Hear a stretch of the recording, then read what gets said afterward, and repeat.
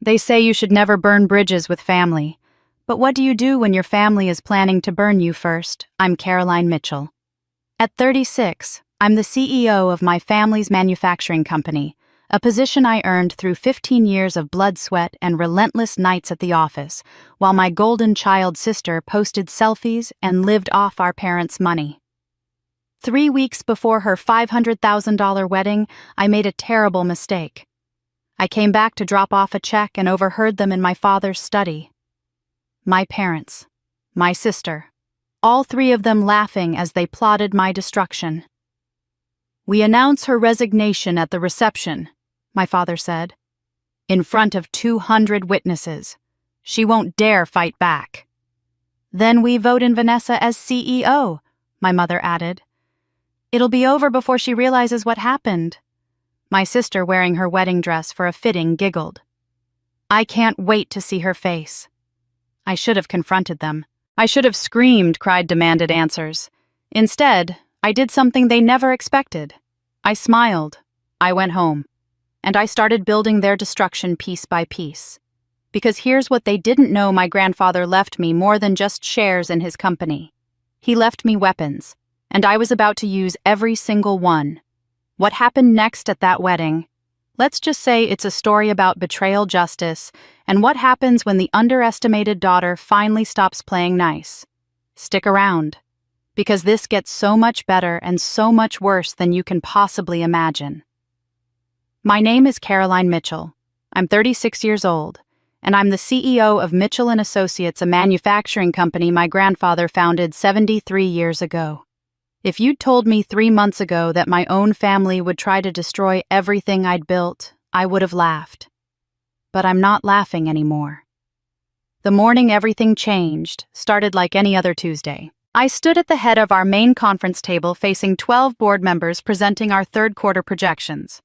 The numbers were good, exceptional actually. Revenue had hit $200 million for the first time in company history. Our 800 employees had the highest job satisfaction scores in the industry.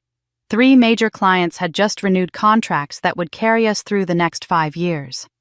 The manufacturing sector is contracting nationwide, I said, clicking to the next slide.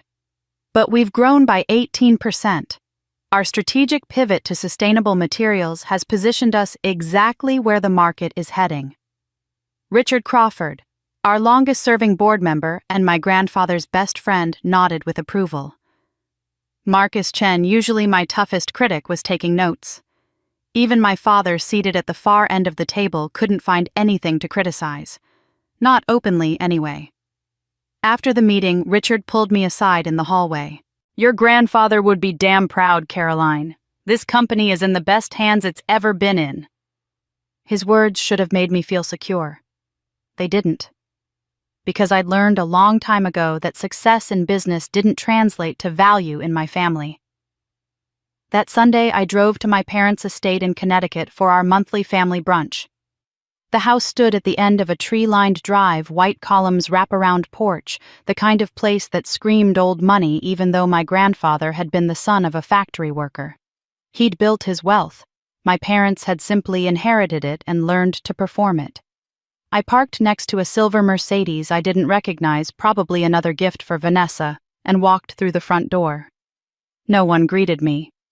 I followed the sound of laughter to the sunroom where my family was already gathered around the table, mimosas in hand. "Caroline!" My mother.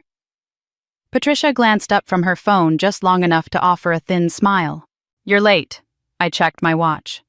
"It's 11. You said 11. "We started at 10:30, my sister Vanessa chirped from across the table, not looking up from her own phone. She was photographing her breakfast, some elaborate spread of pastries and fruit, probably for Instagram. "Mom texted everyone." I pulled out my phone. No text. This wasn't new. My father Robert sat at the head of the table in his weekend uniform, expensive polo shirt, khakis, the Wall Street Journal folded beside his plate. He acknowledged my arrival with the briefest of nods before returning to his reading. Vanessa, meanwhile, had stood up to greet someone, but not me. My mother had risen too, arms extended, face bright with genuine warmth. "There's my girl." Patricia embraced Vanessa like she'd been away for months instead of living 40 minutes away in Manhattan. "Let me see the ring again. I still can't believe how perfect it is." Vanessa extended her left hand where a 3-carat diamond caught the morning light. "Bradley has such good taste. He designed it himself." She hadn't designed anything herself in her entire life, but she'd certainly mastered the art of accepting other people's efforts as tribute. I moved to the sideboard to fix myself a plate, listening to them gush about wedding plans, about the Plaza Hotel's crystal ballroom, about the designer who was flying in from Paris to do a final fitting. $500,000 for a wedding. I'd paid for my own college education with 3 jobs and student loans I'd only finished paying off 2 years ago. Vanessa's college before she dropped out junior year to find herself had been entirely funded by our parents. The memories came without invitation, as they always did. I was 7 years old watching Vanessa, just 3, toddle across the living room. Our mother scooped her up, covering her face with kisses, calling her our little princess, our perfect angel. I stood in the doorway with a report card, straight A's, teachers' comments raving about my work, and waited for someone to notice. No one did. I was 12 building sets for the school play, while Vanessa 8 played the lead. On opening night, our parents arrived with flowers and an enormous bouquet of roses. For Vanessa. I'd spent 6 weeks designing and painting a 2-story Victorian house facade. My art teacher called it remarkably sophisticated for a middle schooler. My parents never saw it. They left right after Vanessa's curtain call. I was 18, standing in a high school gymnasium with 29 other people at my graduation party. Vanessa's party 4 years later filled a country club ballroom with 200 guests. Same parents, same budget, different daughter. "Caroline, sit down, you're hovering," my mother said, pulling me back to the present. I took the empty chair at the far end of the table, my usual spot, as far from the center of attention as possible. "How's work?" my father asked, not looking up from his paper. "Good. We closed the Hartwell contract, $42 million over 3 years. That was all. Vanessa, however, brightened. "That's amazing. You know what's also amazing? Bradley just got promoted to senior associate. They're giving him a corner office." She pulled out her phone to show pictures of an office that looked identical to every other investment banking office in Manhattan. "That's wonderful, sweetheart," my mother cooed. "You must be so proud." Bradley Beaumont III was a mediocre investment banker whose primary qualification was being the son of Bradley Beaumont Jr., who had connections to half of Wall Street and a third of Washington. But Vanessa was marrying him in 3 weeks, and our parents were treating it like a merger between royal houses. As brunch continued, I sat quietly eating my eggs, watching my family perform their usual roles. Vanessa held court, describing her honeymoon plans, 2 weeks in the Maldives, first-class flights, and overwater villa that cost more per night than most people's monthly rent. My parents hung on every word. I was window dressing necessary for the illusion of a complete family, but not actually part of the performance. After an hour, I made my excuses work to catch up on emails to send. No one protested. Vanessa barely looked up. My mother kissed the air near my cheek. My father nodded. As I drove back to Manhattan, my hands tight on the wheel, I told myself what I'd been telling myself for 36 years. It didn't matter. I didn't need their approval. I had built something real, something meaningful. I was CEO of a company that mattered, that employed hundreds of people, that my grandfather had trusted me to lead. I thought being CEO meant I was finally safe. I was wrong. The truth is, I'd been climbing alone my entire life. I was 21 when I walked into Mitchell & Associates for my first day of work, fresh out of business school, with a degree I'd earned through scholarship money and night shifts waiting tables. My grandfather met me at the door that morning, his hand firm on my shoulder. "You'll start in financial analysis," he told me. "Bottom floor shared desk, same salary as everyone else starting out. If you want to lead this company someday, you'll need to understand it from the ground up." I didn't ask for special treatment. I never had. The other analysts were skeptical at first. The founder's granddaughter working alongside them, eating lunch from the same vending machines, staying late to meet the same deadlines. They waited for me to quit to complain to demand the corner office I hadn't earned. I never did. Instead, I worked harder than anyone else in that department. I learned every aspect of our supply chain, memorized our vendor contracts, could recite our inventory costs by heart. When the senior analyst quit 6 months in, I absorbed his workload without asking for a raise. My grandfather noticed. My parents didn't. By 25, I was operations manager overseeing the factory floor where my grandfather had started his company. I spent my days in steel-toed boots and a hard hat learning how every piece of equipment worked, listening to the workers who'd been there for decades, understanding the rhythm of production that made everything else possible. The men and women on that floor taught me more about business than any classroom ever had. They also taught me something else. Respect is earned through competence, not inherited through blood. At 28, I became Vice President of Strategic Development. It was 2015 and the economy was collapsing around us. Manufacturing companies were dropping like flies. Our competitors were filing for bankruptcy protection or selling off assets to stay afloat. Our board was panicking, talking about layoffs, about closing facilities, about survival mode. I spent 3 months analyzing every line item in our budget, every contract, every supplier relationship. Then I walked into a board meeting with a restructuring plan that would cut our costs by 30% while maintaining product quality and keeping every employee on payroll. "You want us to renegotiate contracts with vendors who've worked with us for decades," my father challenged. "You want to retool our entire production process. That's incredibly risky, Caroline." "What's risky is doing nothing," I replied. "We can make these changes now on our terms, or we can wait 6 months and make them desperately when we have no leverage and no options." The board voted to implement my plan. It worked. We didn't just survive the recession, we emerged stronger. While our competitors were struggling to rebuild, we were positioned to capture market share. By 2016, our revenue had grown 23%. My grandfather squeezed my hand at that year's Christmas dinner and said, "You saved us." My father said nothing. When my grandfather's health began failing, the question of succession became urgent. He was 87, still mentally sharp, but physically frail. The board started interviewing external candidates, experienced CEOs from larger firms, people with impressive resumes and connections. I didn't ask my grandfather to advocate for me. Instead, I did what I'd always done. I worked.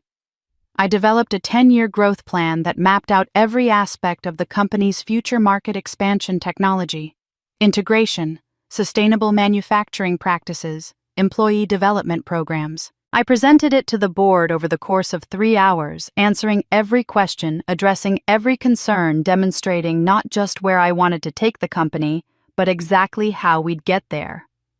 The vote was unanimous. Well, almost unanimous. 11 board members voted yes. 1 voted no. My father, the board chairman, sat at the head of the table with his arms crossed and said, "I abstain from this vote." In corporate terms, an abstention is a no. Everyone in that room understood what he was really saying. His own daughter wasn't good enough. I became CEO anyway. I was 33 years old, and I should have felt triumphant. Instead, I felt exhausted. The personal cost of that climb was something I rarely let myself think about. I'd never been married, never had children. My last serious relationship ended 4 years ago when James, a lawyer I'd been dating for 2 years, sat me down at dinner and said, "I love you, but I can't compete with your job. If we're going to build a life together, you need to scale back, work less, make time for us." I looked at him across the table and realized he was asking me to choose between my career and his comfort. I chose my career. He left 3 days later. I had 3 close friends from college, women I'd once talked to every day. Now I saw them maybe twice a year, squeezing in lunch between meetings, apologizing when I had to cancel because of some crisis at work. They'd stopped inviting me to things. I couldn't blame them. I'd missed Rachel's baby shower, Lisa's birthday party, and Jennifer's wedding. I was in Singapore negotiating a merger when she got married, and even though I'd sent an expensive gift, we both knew it wasn't the same as showing up. My apartment in Manhattan was beautiful floor-to-ceiling windows, modern furniture, a kitchen I never cooked in. It was also empty. I slept there maybe 5 hours a night, woke before dawn, and was at my desk by 6:30 every morning. Weekends were spent in the office. Holidays were spent reviewing financial reports. My cleaning service kept the place spotless because I was never there long enough to make a mess. It wasn't a home. It was a place to sleep between battles. Last Christmas, I'd made the mistake of mentioning at dinner that we'd just secured a $20 million contract with a Fortune 500 client. It was a major win, the kind of deal that would stabilize our revenue for years. My father barely looked up from his wine. "Well, the economy is performing well," he said dismissively. "Anyone could have landed that contract in this market." My mother immediately pivoted. "Vanessa, darling, tell everyone about your new partnership with that skincare company." Vanessa lit up. "Oh, it's so exciting. They're sending me their entire product line for free, and I just have to post about it on Instagram. It's basically a partnership." Everyone congratulated her. No one mentioned my $20 million contract again. When I told them I was being named CEO, my sister had laughed, not cruelly, just genuinely amused. "CEO of a small company, isn't that impressive, Caroline? I mean, Elon Musk is a CEO. So is the guy who runs Apple." My father had added, "Your grandfather built that company. You're just maintaining what he created." Just maintaining it. Never mind that I'd grown revenue by 40%. Never mind that I'd saved 800 jobs. Never mind that industry publications were calling me one of the most innovative leaders in manufacturing. To my family, I would always be the daughter who tried too hard and still fell short. But behind their smiles, a storm was brewing. 6 months ago, Vanessa announced her engagement at one of our monthly family dinners, and I watched my parents transform the moment into something that had nothing to do with love and everything to do with spectacle. "Bradley proposed last night at Per Se," Vanessa gushed, extending her left hand so the 3-carat diamond could catch the chandelier light. "He had them hide the ring in a champagne flute. Can you believe it? It was so romantic." My mother actually squealed. My father stood to shake an invisible Bradley's hand as if the man were present to receive his approval. I offered my congratulations from across the table, and Vanessa glanced at me just long enough to say, "Thanks," before turning back to our parents. "We're thinking the Plaza Hotel," she continued. "The Crystal Ballroom. It's where Kennedy's grandchildren got married, where celebrities have their weddings. It's absolutely perfect." My father nodded approvingly. "Nothing but the best for our girl." The budget came up over dessert. $500,000. I nearly choked on my coffee. $500,000 for a single day. My mother was already on her phone scrolling through wedding planners, reading reviews aloud. My father was calculating how many of his business associates could be invited, how this wedding could serve as a networking opportunity, a display of the Mitchell family's continued prominence. "Caroline," my mother said, almost as an afterthought, "we'd like you to contribute to the wedding fund. How does 100,000 sound?" I set down my coffee cup carefully. My parents had a net worth somewhere in the 8-figure range. They owned the Connecticut estate, outright had investment properties, and collected dividends from stock portfolios my grandfather had established. They didn't need my money. But I knew what this was, a test, a tithe proof of my allegiance to the family hierarchy. "Of course," I said. "I'll write you a check." Vanessa pulled out her phone and showed me her Pinterest board. 847 pins. Flower arrangements that cost more than most people's cars. Ice sculptures. A cake with actual gold leaf. A dress by a designer whose name I recognized from fashion magazines I'd never had time to read. Over the following weeks, the wedding consumed every family interaction. My mother interviewed 7 different wedding planners before selecting one who'd coordinated events for 2 senators and a tech billionaire. Vanessa scheduled dress fittings, cake tastings, floral consultations. The guest list swelled to 200 people, carefully curated to include the city's most influential figures, politicians, business leaders, society columnists who could ensure the wedding received proper coverage. I was never invited to these planning sessions. When I asked if I could help, my mother waved me off. "Oh, sweetheart, you're so busy with work. We don't want to burden you. Besides, Vanessa has very specific tastes." The subtext was clear.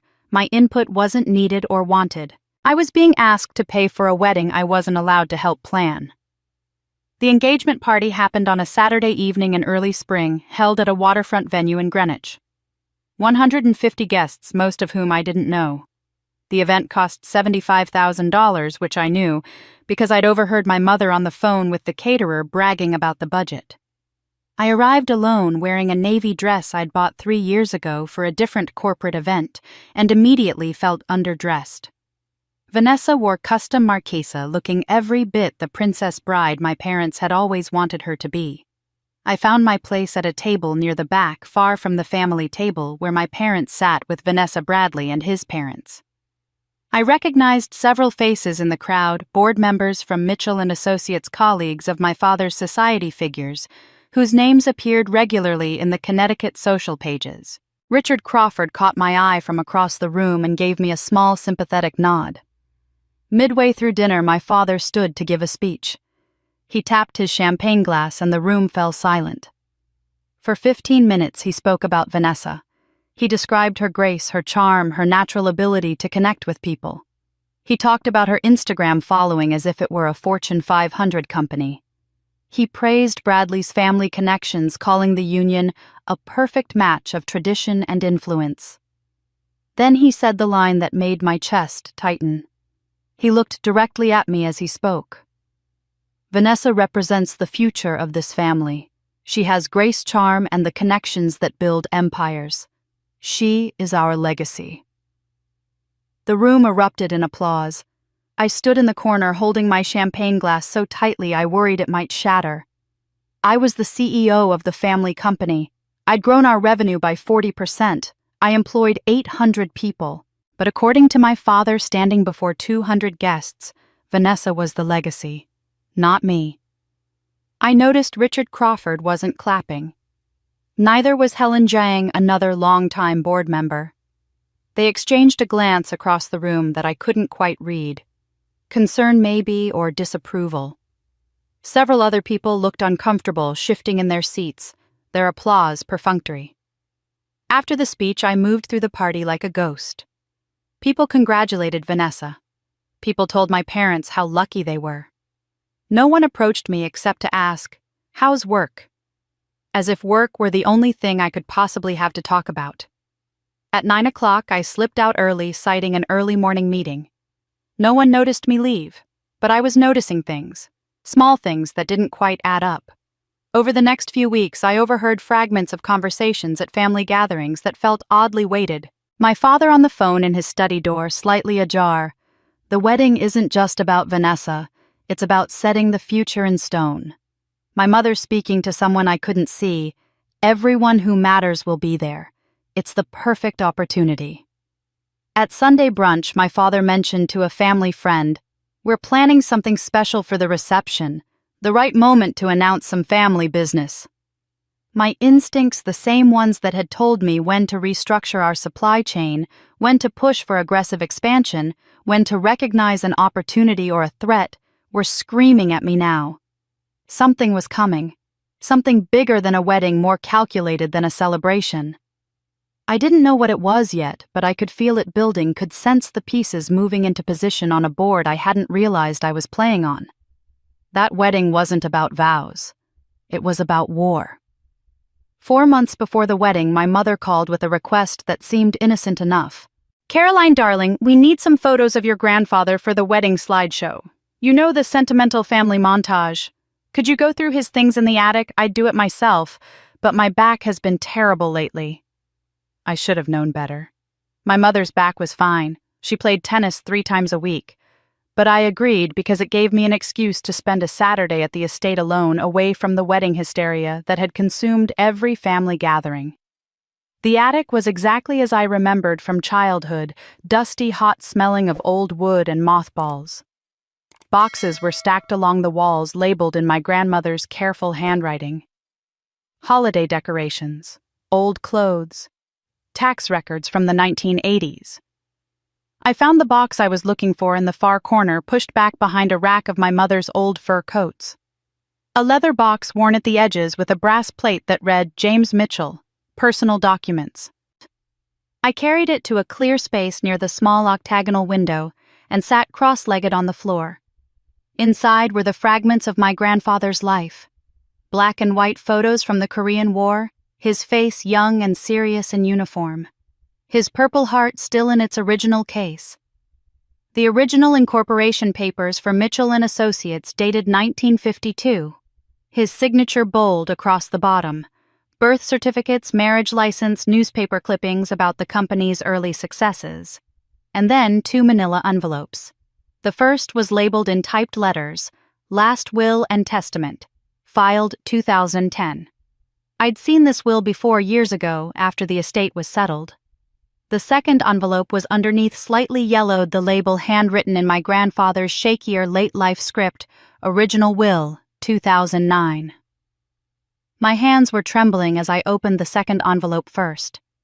The document inside was dated January 2009, 14 months before my grandfather died. I scanned the legal language until I reached the distribution of assets.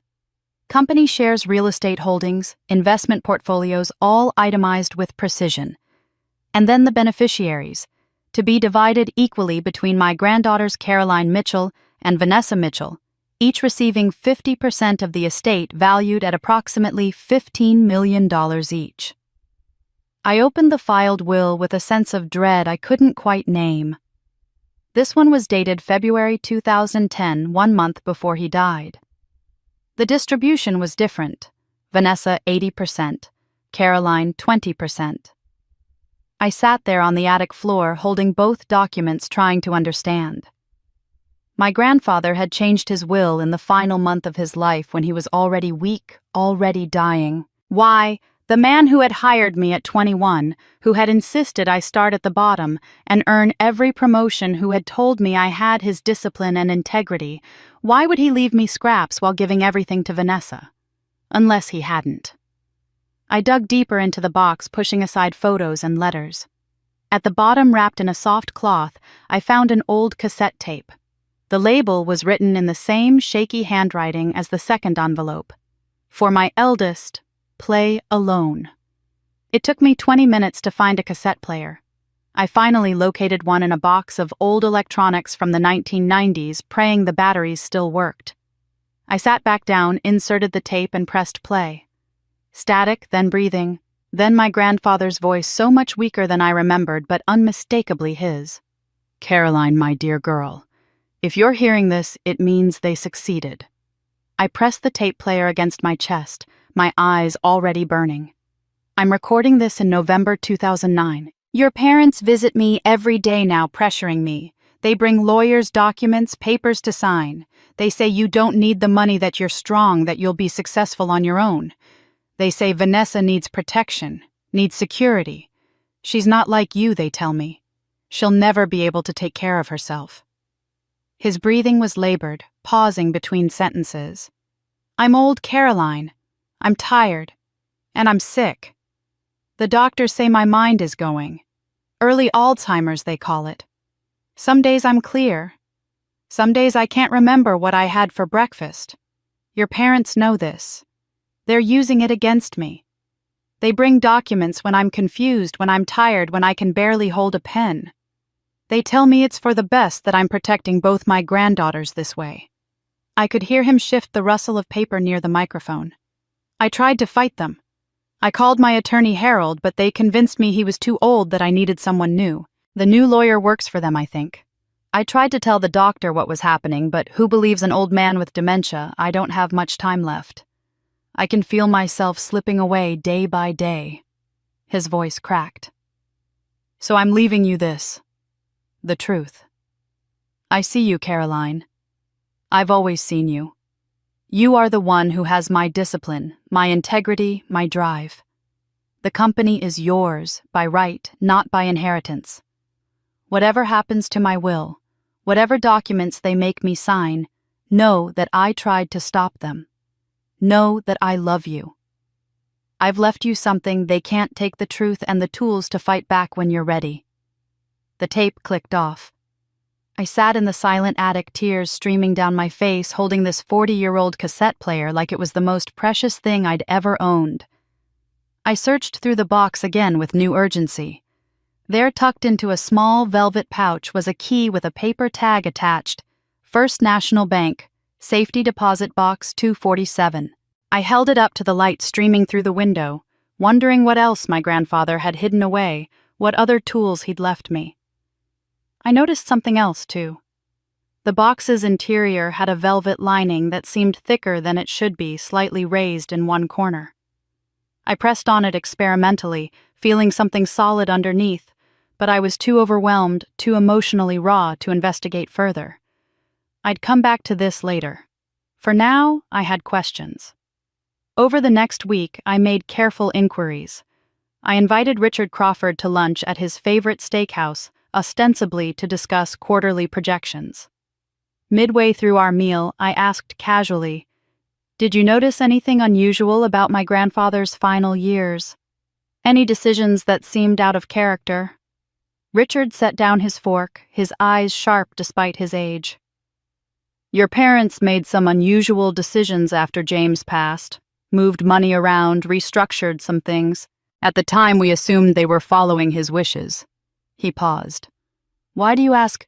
"Just curious about company history," I said, keeping my voice light. I had coffee with Helen Jong 3 days later. When I asked similar questions, she leaned forward, her voice dropping. "We've noticed some expenditures that don't seem quite right.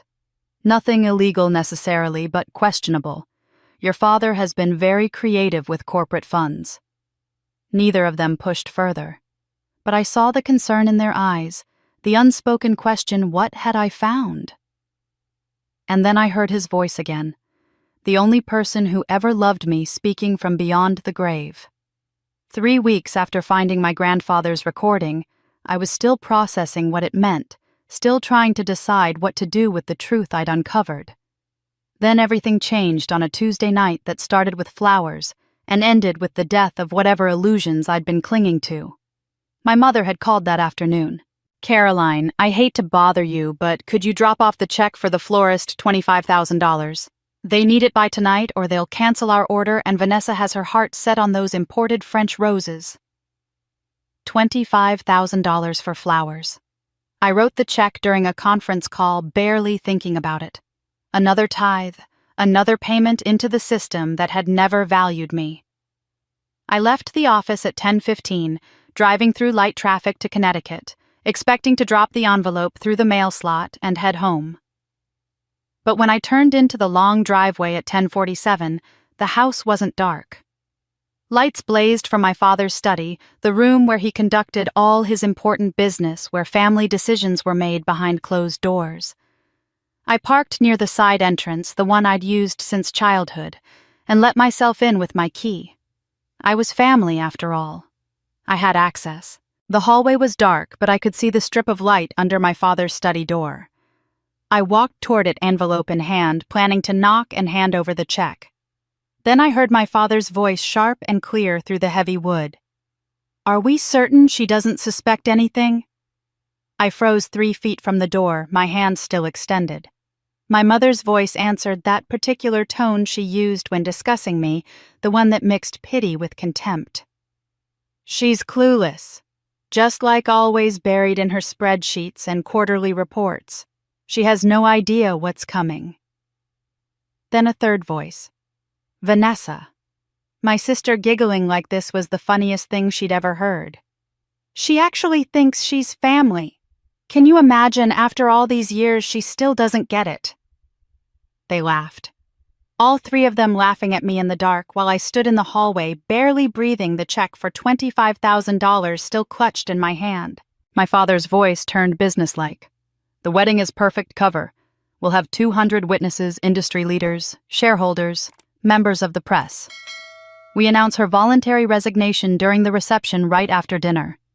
Say she's stepping down to focus on her personal life, find balance, maybe start a family. She won't dare make a scene in front of everyone. She'll smile and take it like she always does. And then, that was my mother, eager, excited. Then the emergency board meeting we've already arranged. Bradley's father has secured 3 proxy votes from his connections. Combined with our shares, Vanessa will have the majority needed to be voted in as CEO. It'll all be over in one evening. Vanessa's voice uncertain for the first time. But what about the people who like her? Richard Crawford, Helen Zhang. Some of the others. My father scoffed. We have the video ready. Marcus helped us edit together footage from company events, her at the holiday party with a drink in her hand, looking tired at meetings, walking out of the office carrying boxes. It'll look like she's unstable drinking, checking out. We've paid 3 former employees to express concerns about her leadership, her mental state. By the time we're done, the board will think they're saving the company by removing her. And the media, my mother asked. Already handled. We've leaked the story to Business Insider. It'll run the morning after the wedding. Troubled CEO steps down amid family concerns. We'll look compassionate like we're helping her. She'll look like she's having a breakdown. They discussed more details. The timing 3:15 p.m. after the main course, but before cake, when guests would be relaxed and receptive. The prepared remarks my father would deliver. The video presentation queued up on the ballroom screens. The proxy votes already secured. The narrative already crafted. Every detail planned, every contingency covered. 3 months of preparation to destroy me in front of 200 people at my sister's wedding. I didn't burst through the door. I didn't scream or cry or demand an explanation. Something in me had gone very still, very cold. I backed away from the study door, one careful step at a time, my shoes silent on the marble floor. I walked back through the dark hallway, out the side entrance to my car. I placed the envelope with the check on the driver's seat beside me. The drive back to Manhattan took 43 minutes. I didn't speed. I didn't cry. I didn't turn on the radio. My hands were steady on the wheel, my breathing even. I felt like I was watching myself from a distance, observing this woman who was driving through the night after learning her family had been plotting her professional execution. I parked in my building's garage at 11:58 p.m., rode the elevator to the 14th floor, unlocked my apartment door, and walked to the kitchen where I poured a glass of red wine I'd been saving for a special occasion. This seemed special enough. I carried the wine to my desk, opened my laptop, and created a new folder. I encrypted it with a password only I would know, then titled it Project Phoenix. Because that's what this was. A death and a rebirth. The end of the daughter who'd spent 36 years begging for scraps of approval, and the beginning of something else. Something harder. Something that would fight back. I opened a blank document and began typing. Everything I knew, everything I'd learned. The 2 wills, the cassette tape, my grandfather's voice describing their manipulation, the key to the safety deposit box, Richard and Helen's concerns about questionable expenditures. And now, their complete plan to humiliate and remove me. I worked until 4 in the morning, documenting everything, beginning to formulate a strategy. My reflection stared back at me from the dark window, and I barely recognized the woman I saw there. Her eyes were cold. Not hurt anymore. Not sad. Not desperate for love she'd never receive. Just cold. Calculating. Ready. They'd spent 3 months planning my destruction. They'd spent my entire lifetime training me to be competitive, ruthless, strategic. They'd taught me to see every angle, anticipate every move, never show weakness. They'd made me into exactly the opponent they should have feared most. They'd forgotten one crucial thing I learned from the best. My grandfather hadn't just left me a company. He'd left me his spine, his integrity, his refusal to back down from a fight. Tomorrow, I would begin building their destruction.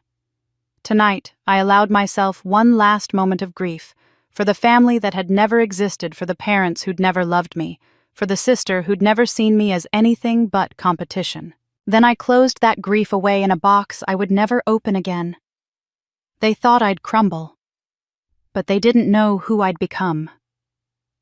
The next morning, I woke at 6 a.m. after 2 hours of sleep, showered, dressed, and picked up my phone. I opened the family group chat and typed, "Can't wait for the big day. Let me know if you need anything else." I added a smiley emoji, something I never did, and hit send. My mother's response came within minutes. "So sweet of you, darling. Could you make Vanessa's hair appointment on Thursday? She's swamped." "Of course," I typed back. "Happy to help." And just like that, the performance began. That Saturday, I attended a bridesmaid's dress fitting at a boutique in Soho that charged more per hour than most people earned in a week. Vanessa had chosen periwinkle blue, a color that washed me out completely, but looked stunning on her. I stood on the platform while the seamstress pinned the hem, and when Vanessa asked, "Do you like it?" I smiled warmly and said, "It's perfect. You have such an eye for this." She preened, taking a selfie in her own gown. "I'm thinking of using Garrett for the photography. He did the Vanderbilt wedding last year." "That's a great choice," I said, even though I had no idea who Garrett was. "You might also consider Elena Chen. She did that feature in Vogue last month. Very editorial." Vanessa's eyes lit up. "Oh my God, yes, I love her work. I'll call her today." My mother, watching from a velvet settee, caught my eye and nodded approvingly. Good daughter, helpful daughter, non-threatening daughter. Sunday brunch became my stage. I arrived exactly on time, brought pastries from Vanessa's favorite bakery, and asked all the right questions. "Have you finalized the honeymoon plans?" Vanessa launched into a 20-minute description of their $40,000 trip to the Maldives overwater villa private butler couple's spa treatments. Our parents were paying for all of it naturally. I listened with apparent fascination, making appropriately enthusiastic sounds at all the right moments. "You should really take a vacation too," Vanessa said, her voice dripping with false concern. "You look tired. When was the last time you took time off?" "You're probably right," I replied, my smile never wavering. "I've been thinking about my future lately. Maybe after the wedding I'll take some time to reassess things." My mother's face brightened. My father's shoulders relaxed. Vanessa exchanged a knowing glance with them. They thought I was signaling surrender, waving a white flag before the battle had even begun. They thought I was already broken. Over the following weeks, I became the daughter they'd always wanted me to be.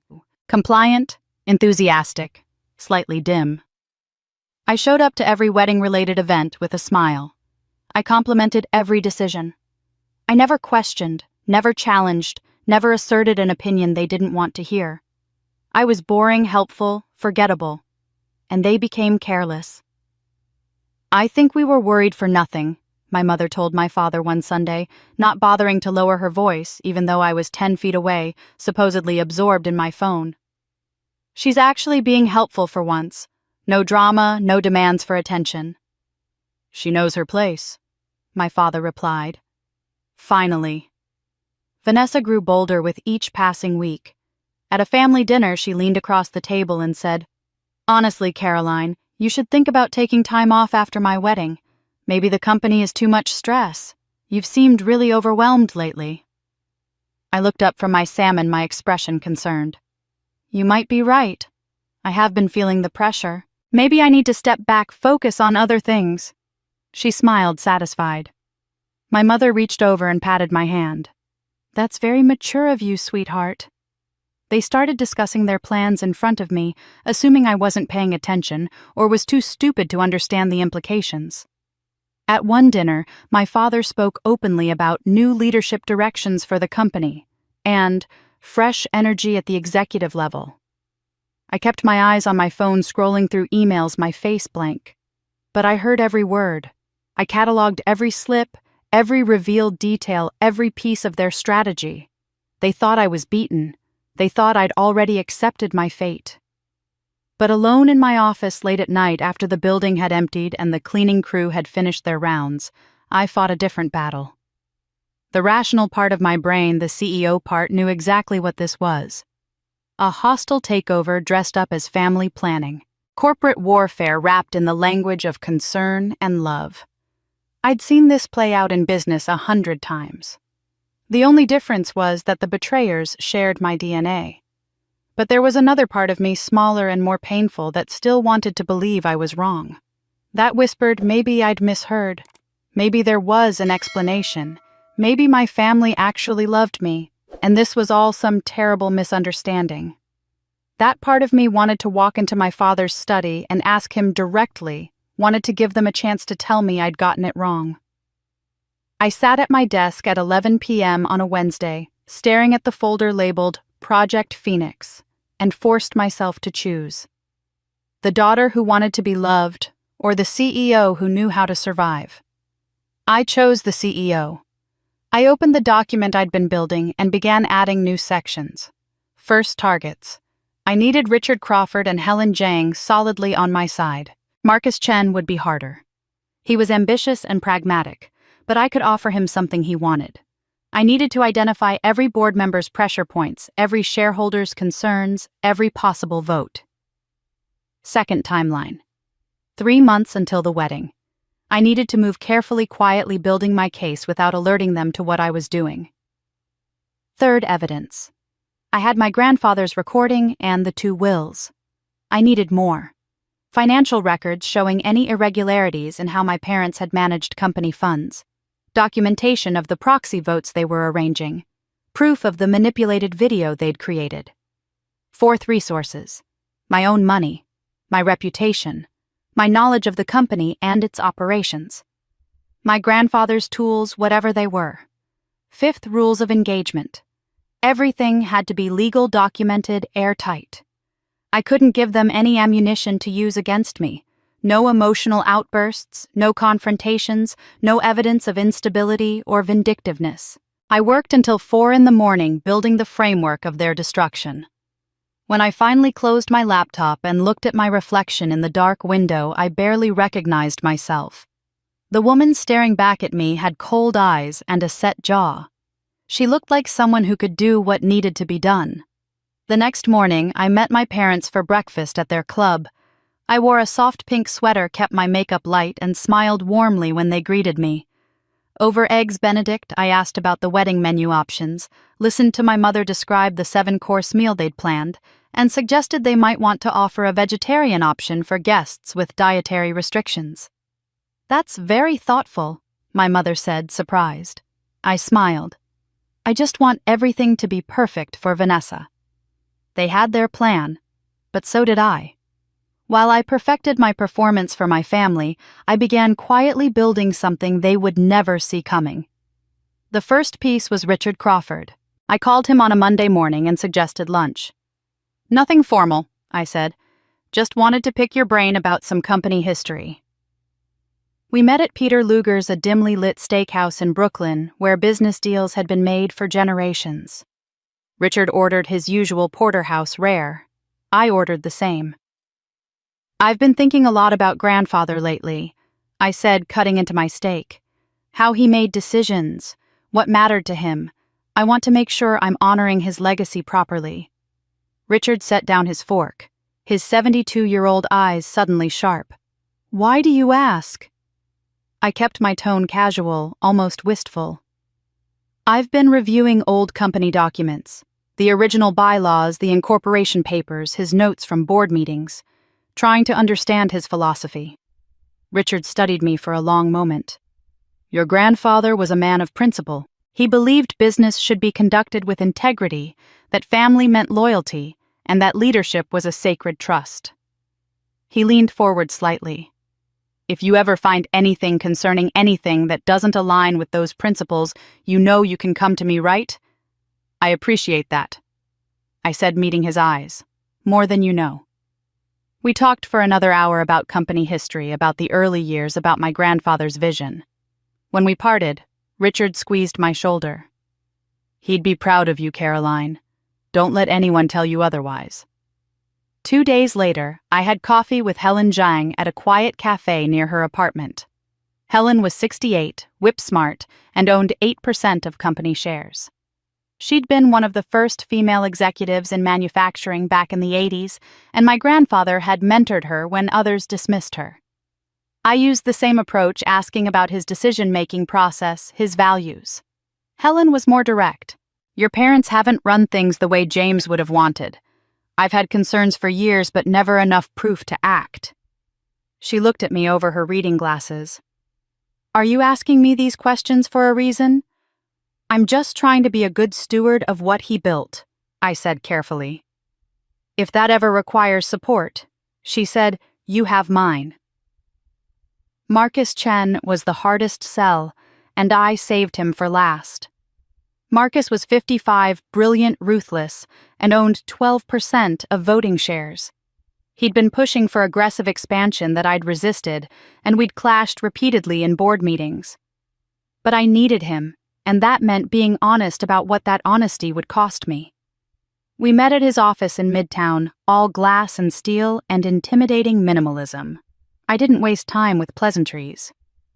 "I need to ask you something hypothetical. If there were financial irregularities at the board level, what would be the proper process for addressing it?" Marcus leaned back in his leather chair, fingers steepled. "How hypothetical are we talking?" "Very hypothetical," I said. "In that hypothetical," he said slowly, "I'd want to see evidence. Real, documented, unimpeachable evidence. And I'd want to know what's in it for me." I appreciated his candor. "If evidence existed, would you be interested in seeing it?" "Very interested." His eyes glinted. "Provided the person bringing that evidence was prepared to make certain accommodations for my support." We negotiated for 30 minutes. He wanted a permanent board seat and my backing for his Southeast Asia expansion. I agreed. We shook hands. I didn't trust Marcus Chen, but I understood him, which was almost better. While I recruited allies, I gathered ammunition. As CEO, I had the authority to order internal audits, and I commissioned one with specific focus on executive expense reconciliation. The auditor, a meticulous woman named Jennifer Torres, who had no idea what she was really looking for, delivered her findings 3 weeks later. "I found some irregularities," she said, sliding a folder across my desk. $187,000 in questionable expenses over the past 2 years. I opened the folder. Corporate credit cards used for personal vacations to Tuscany and Monaco labeled as business development. Wire transfers to consulting firms with no employees, no offices, no services rendered. Bonuses paid to shell companies registered to my parents' personal attorney. "Prepare a detailed report," I told Jennifer. "But keep it confidential. I need to investigate further before bringing this to the board." She nodded, understanding that some discoveries required discretion. I copied everything to 3 separate encrypted drives, storing them in different locations. Then I spent my nights in the company archives photographing every page of my grandfather's original bylaws, looking for the tools he'd promised me. But I had one more critical decision to make. David Park, my CFO for the past 5 years, had access to everything. I needed to know if I could trust him, so I set a trap. We were working late on a Thursday reviewing budget projections when I said casually, "David, hypothetically, if someone discovered that board members were misusing company funds, what would be the appropriate response?" David stopped typing. His hands went still on the keyboard. He looked at me directly, his expression unreadable. "Is this hypothetical?" The moment stretched between us. Everything depended on what I said next, how much I was willing to risk. I thought about my grandfather's voice on that tape about trust and loyalty and the tools he'd left me. "No," I said. David closed his laptop with deliberate care. For a moment he said nothing, and I wondered if I'd miscalculated catastrophically. Then he spoke, his voice quiet but firm. "Your grandfather hired me 30 years ago when 12 other companies rejected me because of my accent. They said I didn't fit their culture. He said he didn't care where I came from, only whether I could do the job." His jaw tightened. "I owed him everything. If someone is betraying his legacy, betraying what he built..." He didn't finish the sentence, but I saw the steel in his eyes. "I need you to do something that might seem like betrayal," I said. "Something that will look like you've turned against me." I explained the plan. My parents would eventually try to recruit someone inside someone with access to my strategies and plans. When they approached David, he would accept. He would pretend to be turned, feed them information that seemed valuable but was actually false. He would make them overconfident, convince them their plan was working perfectly. They might offer you money, I said. Take it. Document everything. They might ask for inside information about my decisions, my mental state, my plans. Give them lies wrapped in enough truth to be believable. David was quiet for a long moment, processing. Then he nodded slowly. When do we start? Tomorrow, I said. And David. No one can know about this. Not the lawyers I'll eventually hire, not the other shareholders. Your reactions to everything I do need to be genuine because they'll be watching for tells. I understand, he said. Your grandfather taught me something important. Sometimes the best way to protect something you love is to look like you've abandoned it. Over the next month, I continued my double life. At family dinners, I smiled and asked about seating charts. In board meetings, I presented quarterly projections and maintained my competent, slightly boring demeanor. But late at night, I built the architecture of their destruction piece by careful piece. Every smile I gave them was a lie, and I was getting better at lying. I had allies and evidence, but I needed a weapon. I found it at 2:30 on a Wednesday morning in the company archive, surrounded by binders that smelled of dust and decades. I'd been working through the original incorporation documents for hours, reading every amendment, every procedural change my grandfather had made over 60 years of leadership. Most of it was standard corporate language, voting procedures, quorum requirements, stock transfer protocols. My eyes burned from reading outdated legal text under fluorescent lights. Then I turned to a 1968 amendment handwritten in my grandfather's careful script. Article 7, Section 3. Emergency Shareholder Provisions. I sat up straighter, my exhaustion forgotten. In the event of immediate fiduciary concern, or evidence of breach of duty by board members, shareholders representing 40% or more of voting shares may petition for an emergency board review. Standard notice periods may be reduced to 72 hours upon presentation of prima facie evidence to the board secretary. I read it 3 times, my heart racing. This amendment had been added in 1968, right after a scandal at a competitor where corrupt board members had looted the company while shareholders were powerless to act quickly enough. My grandfather had seen what happened when good people lacked the tools to fight back, so he'd built in a fail-safe, a nuclear option for exactly this situation. 72 hours, not the standard 10-day notice period. Just 3 days if I could prove immediate fiduciary concern and gather 40% of voting shares. I pulled out my phone and photographed every page of the amendment, every clause, every definition. This was it. This was the tool my grandfather had promised me. But I had a problem. I owned 8% of voting shares. Richard Crawford owned 10%. Helen Zhang owned 8%. Marcus Chen owned 12%.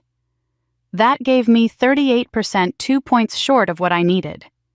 I'd have to secure commitments from 2 smaller shareholders, Michael Torres with 1% and Patricia Wu with 1%. They'd both worked closely with my grandfather and might be sympathetic, but they were also cautious. First, I needed to lock down Marcus. I called him the next morning. I need a meeting, breakfast, the 4 Seasons, tomorrow. Marcus didn't ask questions. 7 a.m. I arrived at 6:50, ordered coffee, and had the folder ready when Marcus sat down at 7 exactly. He was wearing a Tom Ford suit and looking at me with those calculating eyes that had made him one of the most successful investors in the city. I need your support for something, I said without preamble. What's in it for me? He asked, because of course he did. I'd prepared for this. After this is over, you get a permanent seat on a reconstituted board, and I'll support your Southeast Asia expansion proposal. Marcus leaned back, studying me. What exactly is this? I slid the folder across the white tablecloth. Evidence of fraud, and a plan to remove the perpetrators. He opened it. Inside were copies of the audit report showing the $187,000 in fraudulent expenses, copies of both wills with the signature analysis excerpts from my grandfather's recording transcribed onto paper, and the photograph of Article 7, Section 3 with its emergency provision highlighted. Marcus read in silence for 10 minutes, his expression unreadable. His coffee grew cold. The waiter tried to take our order twice, and I waved him away. Finally, Marcus closed the folder and looked at me. When? 4 weeks, at my sister's wedding reception. That's theatrical. They chose the venue, not me. They wanted an audience. I'm giving them one. He tapped the folder. You're asking me to go against your parents, people I've worked with for years. I'm asking you to go against thieves who betrayed my grandfather's trust. Marcus was quiet for a moment. What's your position on the Southeast Asia expansion specifics? We negotiated for 20 minutes. He wanted 3 new facilities, I countered with 2 in a pilot program. He wanted a 5-year commitment, I offered 3 with renewal options. We met in the middle because we both understood this was business, not personal. Finally, he extended his hand across the table. I'm in. I had my 40%. Now I needed a lawyer. The company's regular firm was out of the question. They'd worked with my parents for years, had probably drafted some of the shell company documents I'd uncovered. I needed someone with no loyalty to my family and every reason to want to see this through. I found her through a recommendation from Helen Zhang. Sarah Chen, 38 years old, partner at Morrison & Associates, specialist in corporate governance disputes, and the daughter of Maria Chen, who'd worked in our warehouse for 20 years before my father blocked her promotion with a comment about how those people weren't management material. Sarah had been 14 years old when her mother came home crying that night. She'd never forgotten. We met at her firm's offices on a Friday afternoon. I'd blocked out my entire day. She'd cleared her schedule too.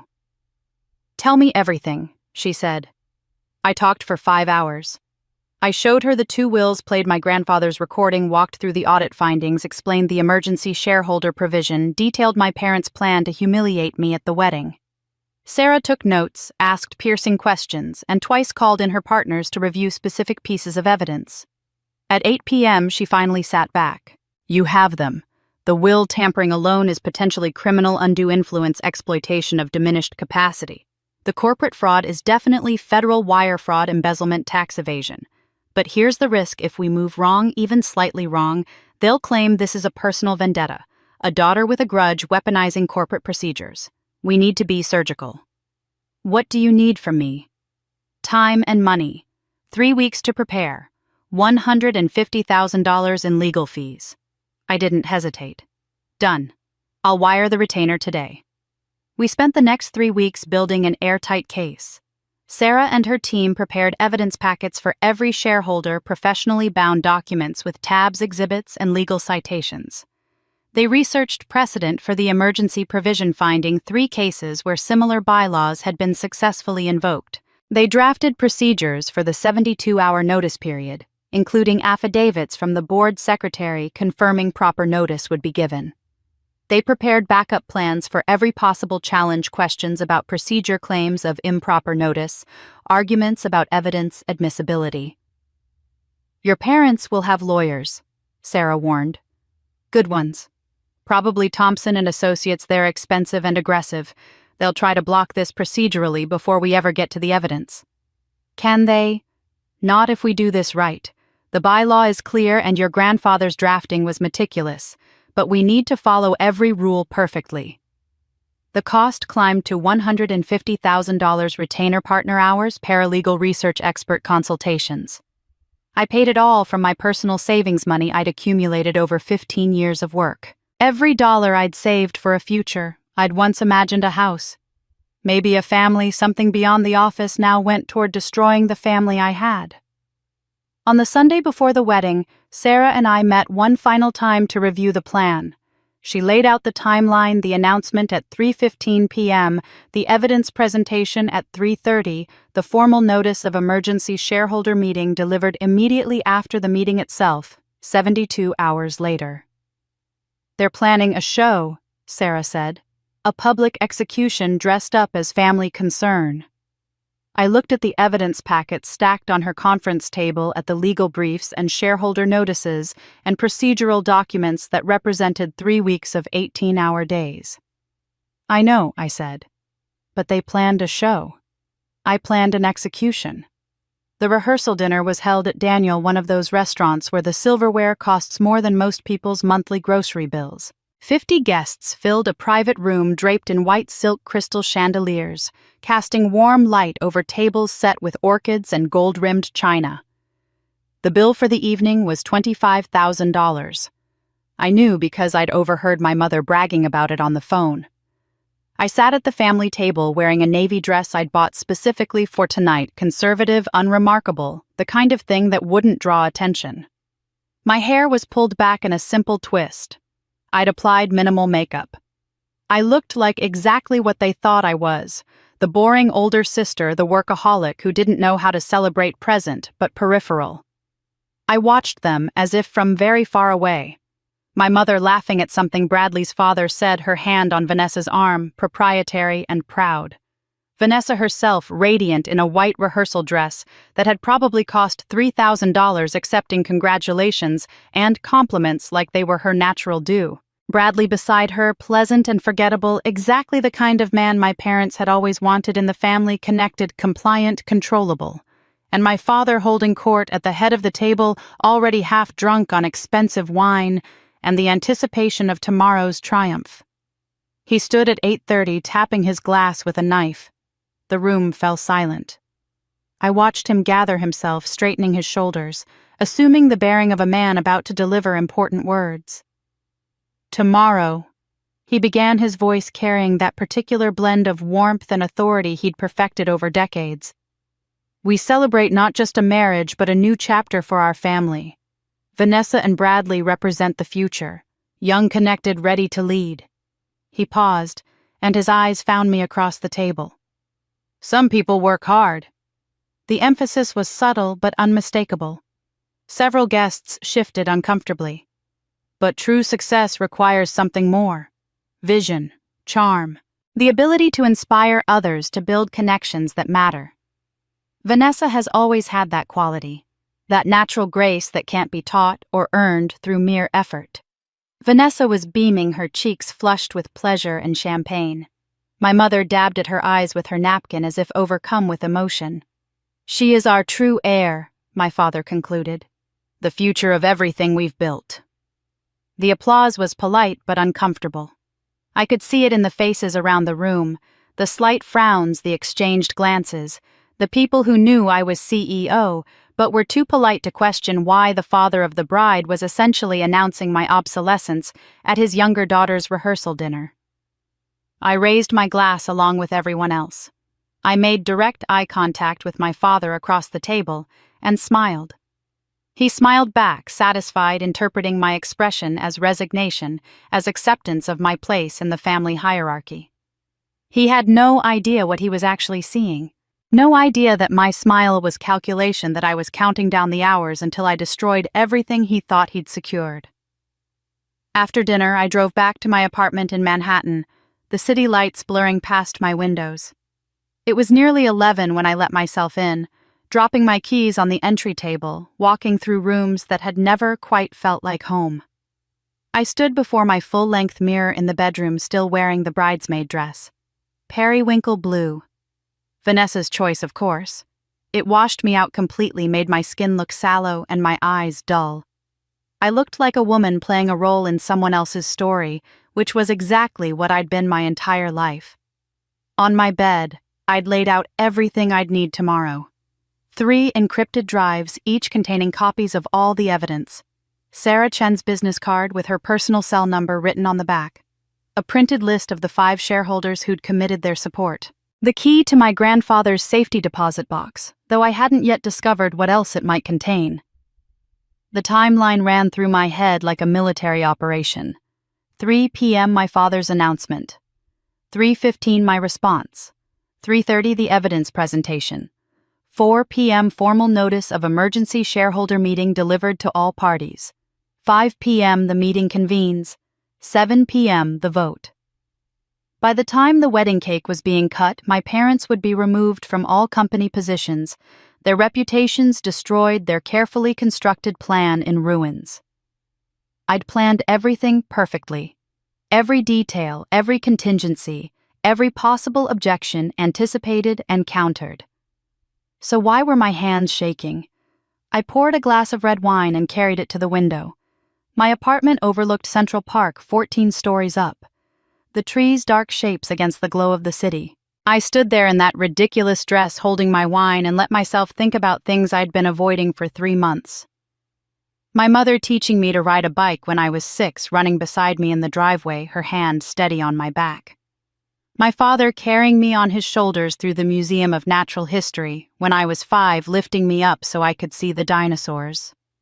Were those memories real? Had they ever actually loved me? Or had even those moments been performances, investments in a daughter they were already planning to discard when she was no longer useful? I allowed myself 10 minutes. 10 minutes to grieve not for who my parents actually were, but for who I'd spent 36 years wishing they could be. 10 minutes to mourn the family I'd never actually had, the childhood I'd invented in my head to make the reality bearable. Then I drank the rest of my wine, set the glass down, and closed that door forever. My phone buzzed at 11. Text from David Park. They just contacted me, offering $500K for copies of your questionable decisions. I'm sending them fake documents tomorrow. Another text, this one from Richard Crawford. Ready when you are. Your grandfather would be proud. Marcus Chen. This better be worth it. I typed one message and sent it to all 3. Tomorrow, 3:15 p.m., wait for my signal. Then I called Sarah Chen. Any last-minute advice? I asked. Her voice was steady professional, the voice of someone who'd done this before. Yes. Don't let emotion make you hesitate. You have the truth. Use it. They're going to try to make you feel guilty like you're the villain. Remember, you're not doing this to them. They did this to themselves.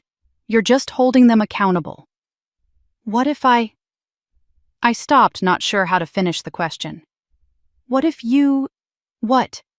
What if I'm becoming like them? Sarah was quiet for a moment. You're not. They betrayed someone who trusted them. You're protecting something they tried to steal. That's not the same thing. After we hung up, I stood at the window one last time, looking at my reflection in the dark glass. The woman staring back at me had cold eyes and a set jaw.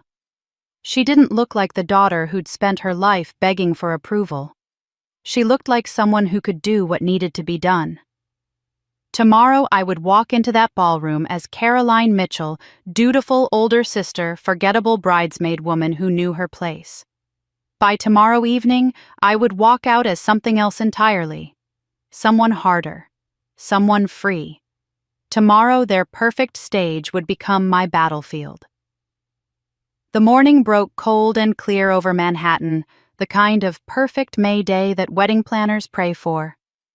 I woke at 6, my body running on adrenaline rather than the 3 hours of sleep I'd managed.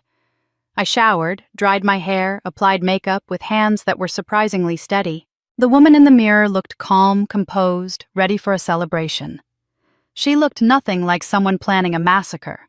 The Plaza Hotel's Crystal Ballroom at 2 p.m. was a study in opulence designed to overwhelm. Sunlight poured through 18-foot windows, refracting through Waterford crystal chandeliers that hung like frozen fireworks from the ceiling.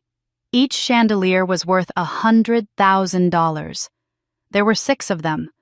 The floral arrangements towered 12 feet high, cascades of white orchids, roses, and peonies that filled the room with their heavy perfume. Each centerpiece cost $3,000. There were 30 of them. A string quartet played Vivaldi near the altar, the notes floating over the murmur of 200 guests, settling into chairs covered in white silk with gold sashes. The aisle runner was hand-woven lace that would be destroyed after a single use. The ceiling had been draped in white silk to soften the room's natural grandeur. Every detail screamed money status permanence. The guest list read like a directory of New York power. 3 senators, 1 from each party, careful to maintain bipartisan social connections. 2 Fortune 500 CEOs whose companies did business with Mitchell and Associates. The mayor's chief of staff. 75 shareholders and company executives, including every member of the board. Society columnists from 3 major publications. Photographers from Town and Country and Vogue. This wasn't just a wedding. It was a political announcement, a social declaration, a stage set for exactly what my father intended. I stood at the back of the room with the other bridesmaids women I'd met exactly twice during dress fittings, friends of Vanessa's whose names I'd already forgotten. The music changed. Everyone stood. And Vanessa appeared. She looked objectively like a fairy tale princess. The Vera Wang gown had cost $50,000 and every penny showed. Crystal beading caught the light as she moved, creating the illusion that she was made of starlight. The cathedral train flowed behind her like water held by two child attendants in matching silk. Her veil was antique lace, supposedly worn by our grandmother, though I'd never seen it before. She was radiant, genuinely happy, smiling at Bradley with real affection as she walked down that absurdly expensive aisle runner. Bradley waited at the altar in his Tom Ford tuxedo, and when I saw his face, I realized something I hadn't expected. He actually loved her. It was there in his eyes, in the way his breath caught when he saw her, in the stupid grin he couldn't quite control. He was a mediocre investment banker who'd been handed every advantage, but he loved my sister. And in that moment, I felt an unexpected twist of something in my chest. The ceremony was traditional, beautiful in its predictability. The officiant spoke about love, partnership, building a future together. Vanessa and Bradley exchanged vows they'd written themselves, promising to support and cherish each other. They meant it, I thought. This part was real, even if everything around it was performance. I stood behind Vanessa as maid of honor, holding her bouquet, my face serene, and for just a moment I let myself feel it, that old, familiar longing. Not for Bradley, not for marriage itself, but for the possibility of a world where Vanessa and I could have been real sisters. Where we could have giggled together getting ready this morning.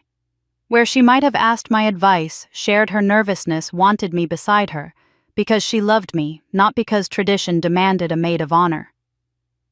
The moment passed. I checked my watch, 2:47 p.m. In 13 minutes, cocktail hour would begin. In 73 minutes, everything would change. The reception began at 3 p.m. sharp. The ballroom had been transformed during the ceremony, the chairs cleared, tables arranged, uplighting in gold washing the walls. A 12-piece band played jazz standards near the dance floor. Waiters circulated with champagne and hors d'oeuvres that probably cost $50 per bite. Wagyu beef on brioche, lobster tail with caviar, chocolate truffles dusted with actual gold leaf. I moved through the crowd like a ghost haunting her own life. People congratulated me on my sister's marriage. They admired the venue, the flowers, the bride's dress. No one mentioned the company. No one acknowledged that I was CEO of the organization that employed half the people in this room. I was invisible again, reduced to my role as the bride's sister, as if that were my only relevance, my only value. I found Richard Crawford near the bar. He was 72 years old, wearing a gray suit that had probably been custom-made in London sometime in the 1990s. He held a glass of scotch and watched the crowd with eyes that missed nothing. "Ready," he whispered when I stood beside him. I nodded once. Across the room, Marcus Chen was checking his watch. He caught my eye and gave the slightest nod. Helen Zhang sat at a nearby table, her phone in her lap, her posture alert despite her age. David Park had positioned himself at a table with other company executives, looking relaxed and convivial, giving no indication that he'd spent the past month feeding my parents carefully constructed lies. Everything was in position. All the pieces were on the board exactly where they needed to be. At 3:12 p.m., I saw my father moving toward the stage where the band was playing. He had that look on his face, that particular expression of satisfaction and certainty. He thought he knew exactly how the next hour would unfold. He'd rehearsed his speech, prepared his video, secured his votes. He thought he'd accounted for every variable, right on schedule. And then they made their move. My father took the microphone from the band leader at exactly 3:15 p.m.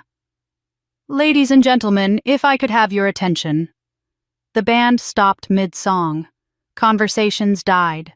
200 faces turned toward the stage where Robert Mitchell stood in his custom tuxedo, looking every inch the benevolent patriarch about to bestow wisdom upon his gathered subjects. "We're gathered today to celebrate love and new beginnings." He began, his voice warm and practiced. "But before we cut the cake, I have another important announcement about new beginnings at our family company." I stood near the back of the room, my face carefully neutral, my hands loose at my sides. This was it. The moment they'd spent 3 months planning. I watched my father like I was watching a stage performance, noting every calculated gesture, every rehearsed pause. My eldest daughter, Caroline, has been CEO of Mitchell & Associates for 3 years now. He located me in the crowd, his expression a masterpiece of paternal concern. "She's worked very hard." The emphasis on very was subtle but unmistakable. The implication clear: too hard, obsessively hard, unhealthily hard. But the stress has taken a toll. Those who know her have seen it, the exhaustion, the isolation, the personal sacrifices that come from putting work before everything else. Gasps rippled through the crowd. I saw heads turning, people trying to find me, curious to see how I was reacting. I stood perfectly still, my expression unchanged. "After deep family discussions," my father continued, "Caroline has decided to step down as CEO to focus on her personal life, to find balance, perhaps even to find love." He smiled with what appeared to be genuine warmth, as if this announcement were an act of compassion rather than execution. "We fully support her decision to prioritize her well-being." The room was silent, except for a few uncomfortable coughs. I could see the calculation in people's faces, trying to decide if this made sense, if they'd missed signs of my supposed breakdown, wondering if they should feel sorry for me or judgmental. My father pressed forward before anyone could process too deeply. "It's time for new energy, new vision, new leadership that can take Mitchell & Associates into the future. I'm proud to announce that Vanessa will be stepping into the CEO role, bringing fresh perspectives, social connections, and the kind of modern thinking our company needs to thrive in today's markets." Vanessa stood from her seat at the head table. Her wedding dress caught the light as she moved, creating that intentional fairy tale effect. She walked to the stage with practiced grace, and I had to admit she looked the part. Young, beautiful, confident. The kind of person you'd want leading your company if you didn't know that her only professional experience was posting filtered photos on Instagram. Some guests applauded, mostly Bradley's family and their social circle people who had no stake in the company and thought this was simply another charming wedding announcement. But the company employees and shareholders, the people who actually understood what was happening, sat frozen. I watched Helen Zhang pull out her phone, her fingers moving rapidly across the screen.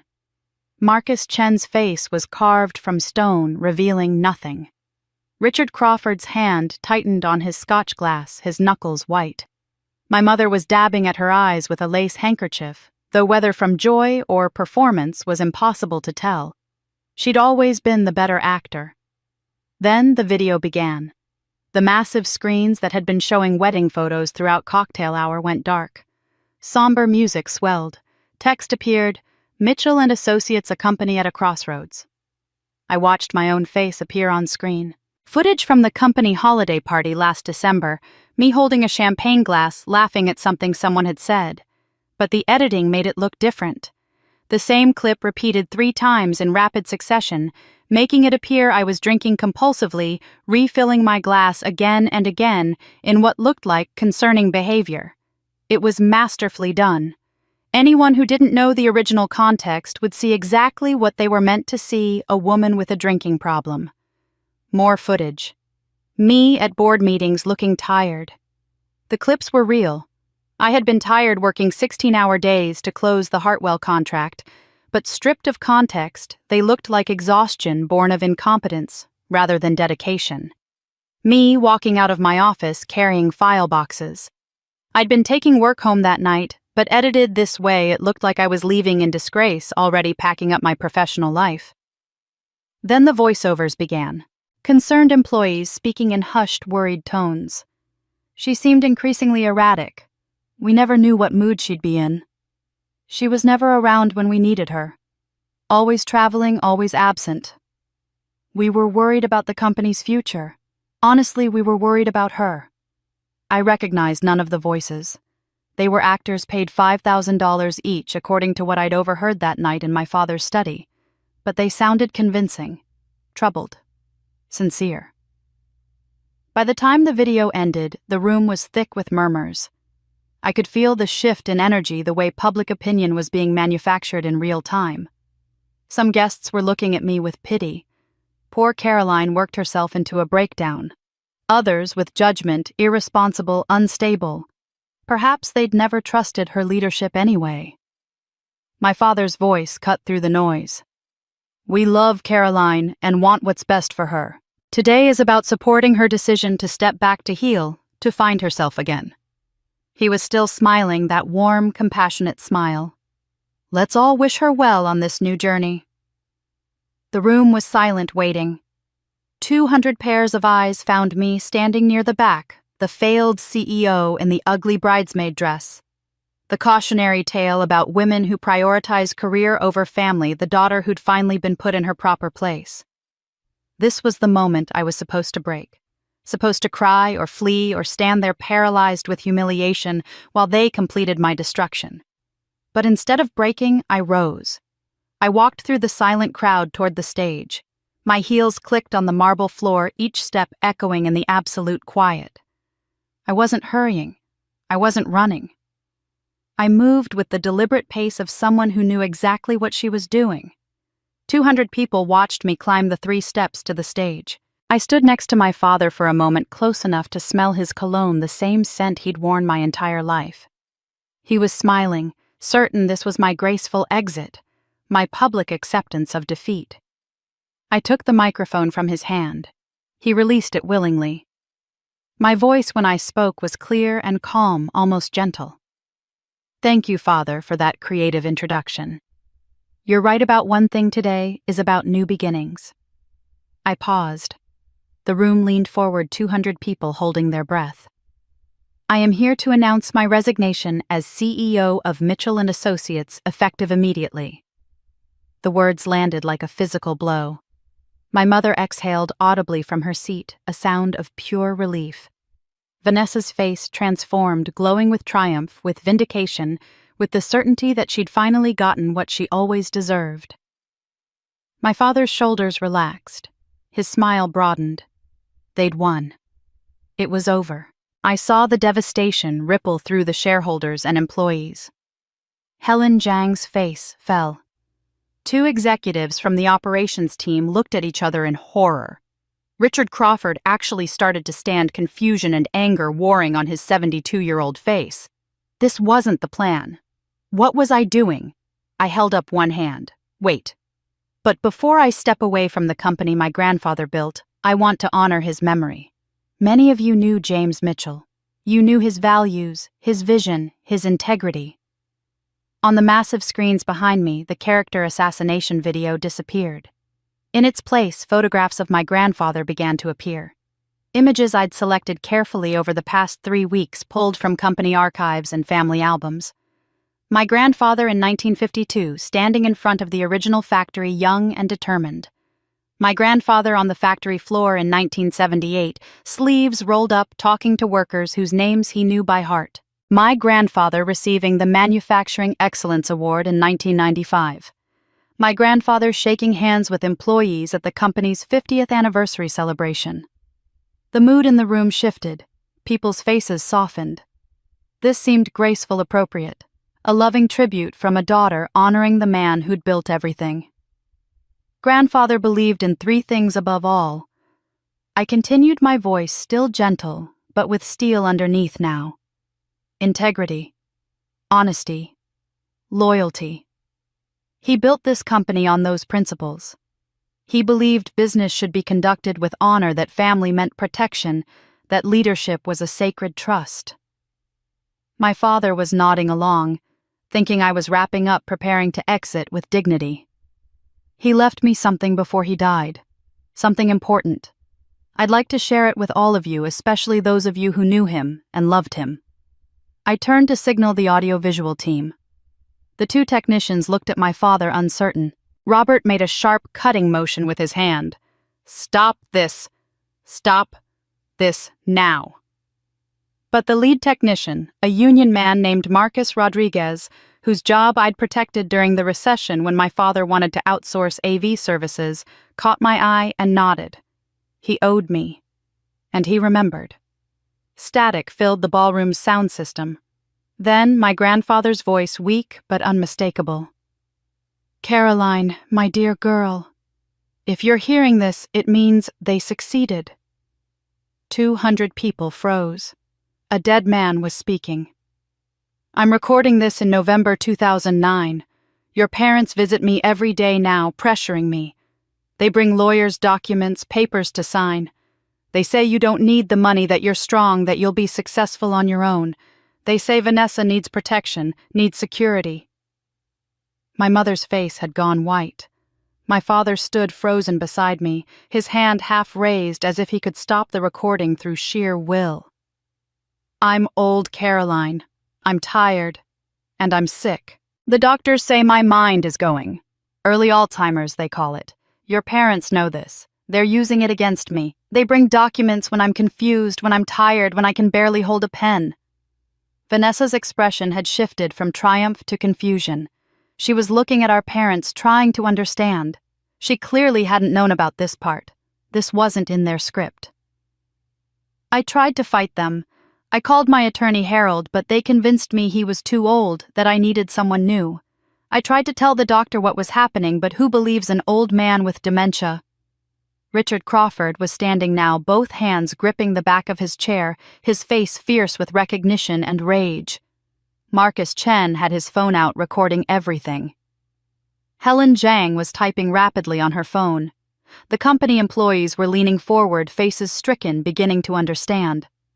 "I don't have much time left, so I'm leaving you this, the truth. I see you, Caroline. I've always seen you.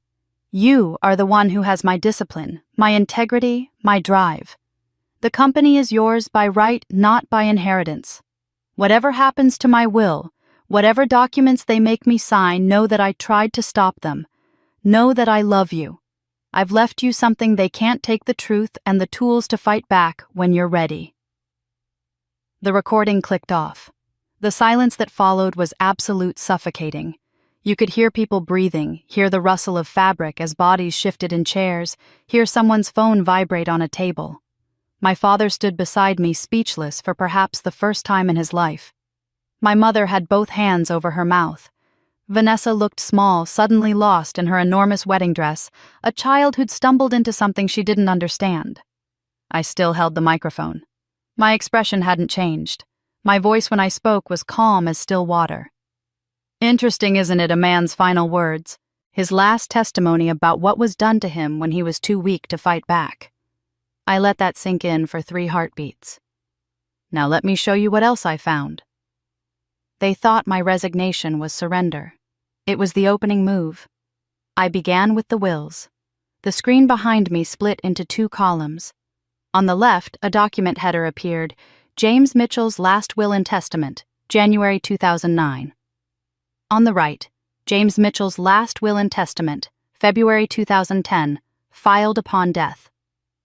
My voice shifted. No more gentleness, no more sentiment. This was CEO Caroline, now presenting to a board, clinical and precise. On the left, my grandfather's original will, properly witnessed by his attorney of 30 years, Harold Brennan, now deceased. Equal distribution to both granddaughters' company shares, property investments. Approximately $15 million each. I let that number settle. On the right, a revised will executed 2 months later, 1 month before my grandfather's death. Witnessed by attorney Martin Weiss, who received a $50,000 consulting fee from my parents the same month and 2 paralegals from his office. This will leaves 80% to my sister, 20% to me. The documents were clear enough to read from anywhere in the room. I watched people squinting at the screens, leaning forward, beginning to understand the implications. My grandfather's signature on the second will was analyzed by 3 independent forensic document experts. Their unanimous conclusion, signed under severe physical duress, consistent with someone in late-stage illness being pressured to sign against their wishes. The screen now showed signature analysis, blown-up images of my grandfather's signature.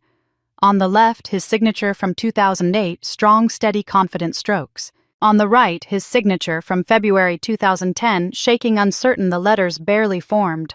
You didn't need to be an expert to see the difference. Medical records appeared next, properly redacted, but damning.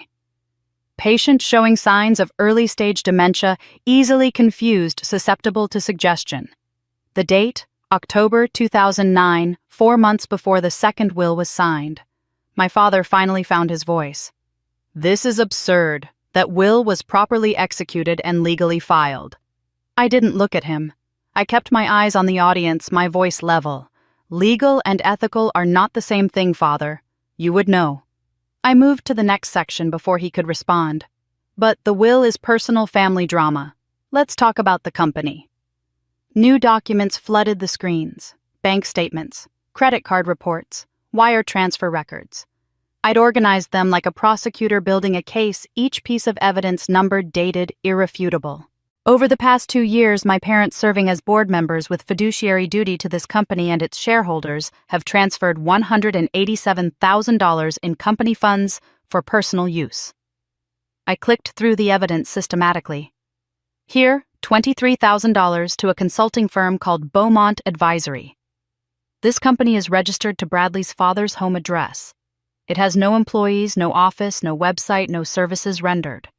The money was transferred in, then immediately transferred to my parents' personal account. Bradley's face had gone red. His father looked like he wanted to disappear into his chair. Here, $31,000 charged to the company credit card for business development in Tuscany. I have the hotel receipts. The Grand Hotel Continental in Siena. 7 nights. No business meetings, no clients. Just a vacation paid for by 800 employees' hard work. My mother tried to speak. Those were legitimate business. I cut her off with a single look. She sat back down. Here, wire transfers totaling $94,000 to 3 shell corporations in Delaware. All 3 are registered to the same law firm that handles my parents' personal estate planning. No services provided, no contracts, just money flowing from company accounts to personal accounts through corporate shells. Marcus Chen was no longer recording. He was taking notes, his expression hard. Several board members had their phones out, photographing the screens, documenting everything. And here, $39,000 in executive bonuses paid to my parents outside normal compensation structures without board approval, in direct violation of our bylaws. The shareholders were standing now, moving closer to see the documents more clearly. I could hear the murmurs, the anger building. There's a full forensic audit report prepared by an independent accounting firm available for any shareholder who requests it. 187 pages. It's very thorough. I paused, let the evidence sink in. Then I softened my voice slightly. This was the moment where I moved from prosecutor to leader. 30 minutes ago, my father announced my resignation. Here's the truth: I haven't resigned. I'm not resigning. What I am doing is invoking Article 7, Section 3 of the company bylaws, the emergency shareholder provision. The 1968 amendment appeared on screen, my grandfather's handwriting clear and deliberate. My grandfather added this provision after watching a competitor company get looted by corrupt board members, while shareholders were powerless to act quickly. He wanted to ensure that if this company ever faced immediate fiduciary concern, the shareholders would have the power to respond immediately. I read the key passage.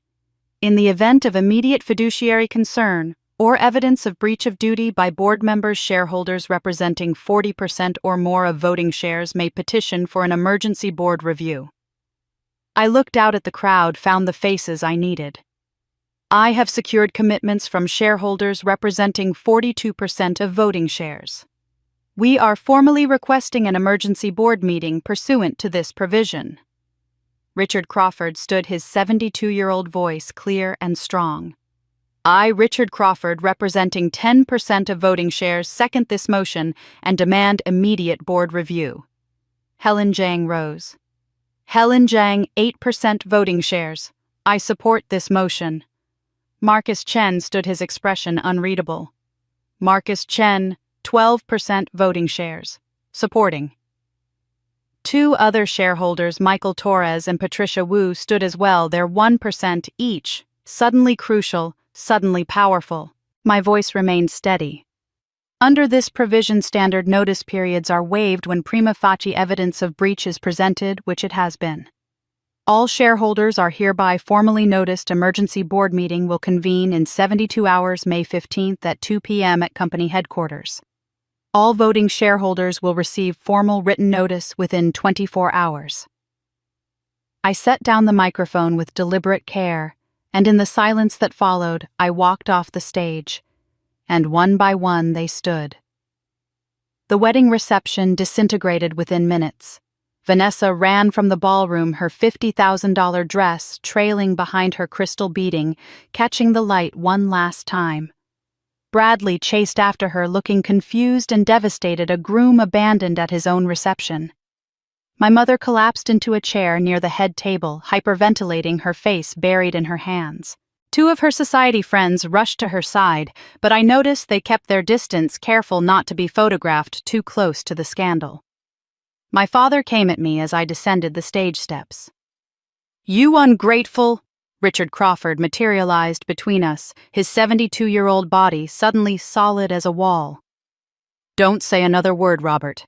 There are 200 witnesses here, and several of them are attorneys. Anything you say right now will be used against you."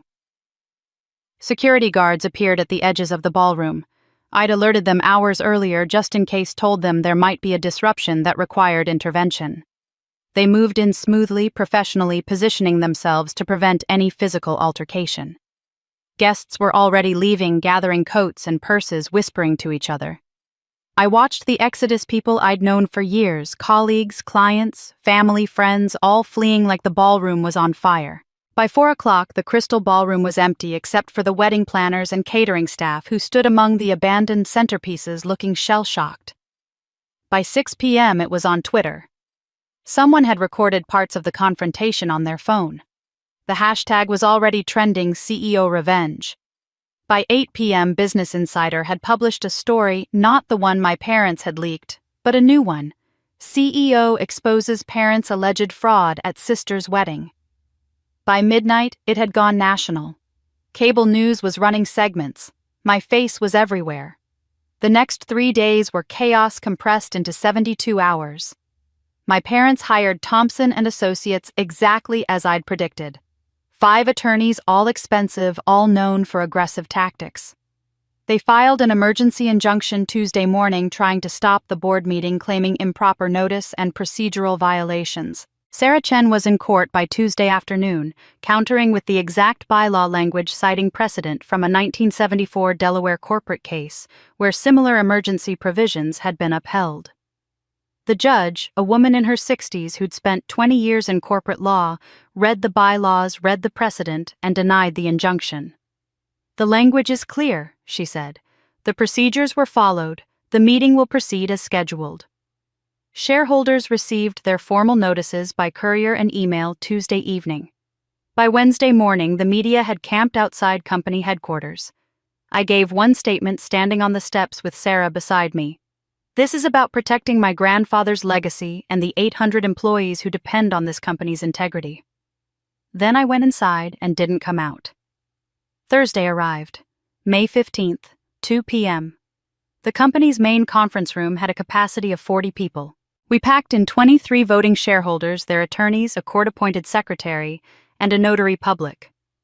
Reporters waited in the lobby. They weren't allowed in, but everything would be public record. My parents sat on one side of the long table with their 5 Thompson and Associates attorneys. I sat on the other side with Sarah Chen and her paralegal.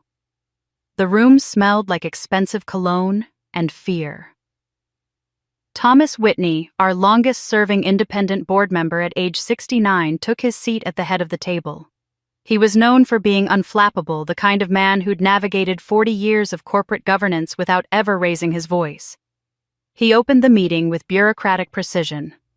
"This emergency meeting has been properly called under Article 7, Section 3 of the company bylaws. We're here to review evidence of alleged fiduciary breach and vote on appropriate actions. James Thompson." My parents' lead attorney argued for 30 minutes. He was good, polished, aggressive, charismatic. He called the procedures improper, the evidence questionable, the whole thing a personal vendetta from an emotionally unstable CEO who couldn't handle family conflict. He painted me as vindictive as someone weaponizing corporate procedures for personal revenge. Sarah Chen responded with 15 minutes of pure legal precision. Every procedural step had been documented. Every piece of evidence had been authenticated by 3 independent sources. The bylaw language was unambiguous.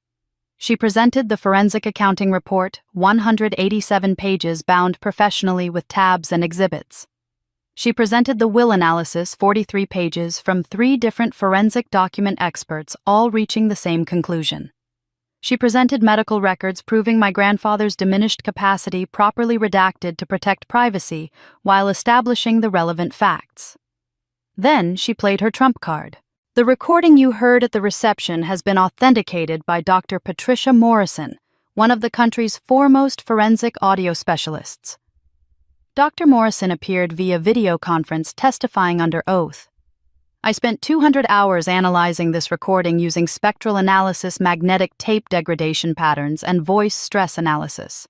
The recording is unaltered and authentic, dated to November 2009 based on magnetic tape degradation.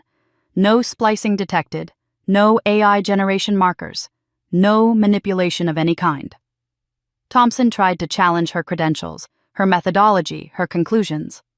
She dismantled every argument with the patient precision of someone who'd testified in dozens of federal cases. After 3 hours of presentation and debate, Thomas Whitney called for the vote. Motion on the floor. Remove Robert and Patricia Mitchell from all board positions, immediately freeze their company compensation pending investigation, refer all evidence to federal prosecutors, and appoint an interim oversight committee. Each shareholder voted publicly their name and vote recorded by the court secretary. Richard Crawford, 4, Helen Zhang, 4, Marcus Chen, 4, down the line. 19 votes for removal. 3 against Bradley's father and 2 old family friends who still believed loyalty mattered more than evidence. 1 abstention from a shareholder who'd been out of the country and hadn't fully reviewed the materials. Robert and Patricia Mitchell weren't permitted to vote on a motion concerning their own conduct. The gavel came down. Motion passes. Mr. and Mrs. Mitchell, you are hereby removed from all board positions effective immediately. Security will escort you from the building. My father exploded. You ungrateful bitch! After everything we gave you, everything we... Richard Crawford's voice cut through like steel. No, Robert. You're the ungrateful ones. James Mitchell gave you wealth status opportunity. You betrayed everything he built, everything he stood for. My mother was sobbing, her face buried in her hands. 2 security guards approached. My father looked at me one last time, and for the first time in my life, I saw real fear in his eyes. He saw something in mine too, not triumph, not anger, just cold finality. As they were escorted out, I remained seated, hands folded on the conference table. Sarah leaned over. You did it. I nodded once. Outside, I could hear reporters shouting questions. Inside, shareholders began approaching, shaking my hand, congratulating me. I accepted it all from somewhere very far away. They thought they'd ended me. I'd only just begun. 5 days after the board vote, I was still at my desk at 9 p.m. on a Friday, working through the restructuring plan for the board's interim oversight committee. My assistant had left at 6. The building was nearly empty, just the hum of the HVAC system and the distant sound of the cleaning crew on the lower floors. A knock on my door. Come in. It was Vanessa. I hadn't seen her since she'd run from the ballroom in tears, her wedding reception collapsing around her. The woman who entered my office looked nothing like the princess bride from 5 days ago. No makeup, hair pulled back in a messy ponytail, wearing jeans and an oversized sweatshirt, clothing I'd never seen her in, had never imagined she owned. Her eyes were red and swollen, her face blotchy from crying. Please, she said, her voice small. Just 5 minutes. I gestured to the chair across from my desk, but said nothing. She sat down, her hands trembling in her lap. I'm so sorry. The words came out in a rush. I didn't know about the will. I swear to God, Caroline, I didn't know grandfather didn't want it that way. I didn't know about the company money either. They told me you were stepping down willingly, that this was all family planning, that it was for the best. Her voice cracked. I've been their puppet my whole life, and I didn't even realize it until you cut the strings. I watched her cry, analyzing every word, every gesture, every tear. Was this real? Or was this another performance, another manipulation in a family that had perfected the art of manipulation? They planned everything. She continued, wiping her eyes with her sleeve. My major in college, I wanted to study art. Did you know that I wanted to go to RISD? But Dad said business school or nothing. My friends, they vetted them, made sure they were the right kind of people. And Bradley. She laughed bitterly. Did you know they introduced us? His father and Dad arranged it like a business merger. Drinks at the club, carefully orchestrated meetings. I thought he chose me. I thought I was special. She looked up at me, her eyes desperate. I thought I was chosen, but I was just useful. A pretty face they could parade around, marry off to the right family. I leaned back in my chair, my expression unchanged. Everything she was saying tracked with what I'd suspected, with what I'd seen in her journals during the investigation. But that didn't mean this confession was genuine. She could be playing a longer game, trying to position herself as a victim to avoid consequences. You're the strong one, Vanessa said. You always were. You got out. You built something real. I never did. I'm 32 years old and I've never made a single real decision in my life. She took a shaky breath. Let me help you. I'll testify against them. I'll tell the prosecutors everything I know about their finances, their plans, the shell companies they set up. I'll give statements. I'll sit for depositions, whatever you need. Her voice became pleading. Just please don't destroy me in this. I know I participated. I know I was part of it, but I didn't understand what I was part of. I'll cooperate completely. I'll give back the inheritance money, all of it. I'll do whatever you need. The smart play was obvious. Vanessa's testimony would be devastating to our parents. An insider willing to detail their financial schemes, their manipulation tactics, their private conversations. Sarah would kill for this kind of witness. But could I trust her? Could I trust anyone from this family? I need time to think about this, I said finally. Leave your number with my assistant on Monday. Thank you. Vanessa stood, relief flooding her face. Thank you for even considering. I haven't decided anything. I cut her off. Go home, Vanessa. She nodded and left, closing the door quietly behind her. I sat in my dark office, the only light coming from my desk lamp and the glow of the city through the windows. I stared out at Manhattan, at the thousands of lit windows representing thousands of lives, and wondered if that had been genuine remorse or if my family was simply incapable of being genuine about anything. The weekend passed. I didn't call Vanessa. I didn't make any decisions. Monday morning, I arrived at my office at 8 a.m. to find Sarah Chen already there, sitting in my reception area with her briefcase and a grim expression. They're suing you. She followed me into my office and dropped a 74-page document on my desk. Mitchell v. Mitchell. I flipped through it, my jaw tightening with every page. Defamation, intentional infliction of emotional distress, conspiracy to commit fraud, unauthorized access to confidential information, breach of fiduciary duty. They were seeking $50 million in damages. Connecticut filing, Sarah said, reading over my shoulder. They're hoping for home court advantage with judges who've known them for years. I kept reading. The claims were absurd, but dangerous. They were arguing I'd fabricated evidence, manipulated shareholders, conducted an illegal audit, and staged the wedding confrontation specifically to cause maximum emotional harm. They painted me as a vindictive daughter who'd weaponized corporate procedures for personal revenge. This is desperate, Sarah said, but it's also dangerous. If even one claim sticks, if a jury believes even part of their narrative, it damages your credibility permanently. And they've retained Thompson and Associates, the same firm they used for the board meeting. These people play dirty. They'll depose everyone you know.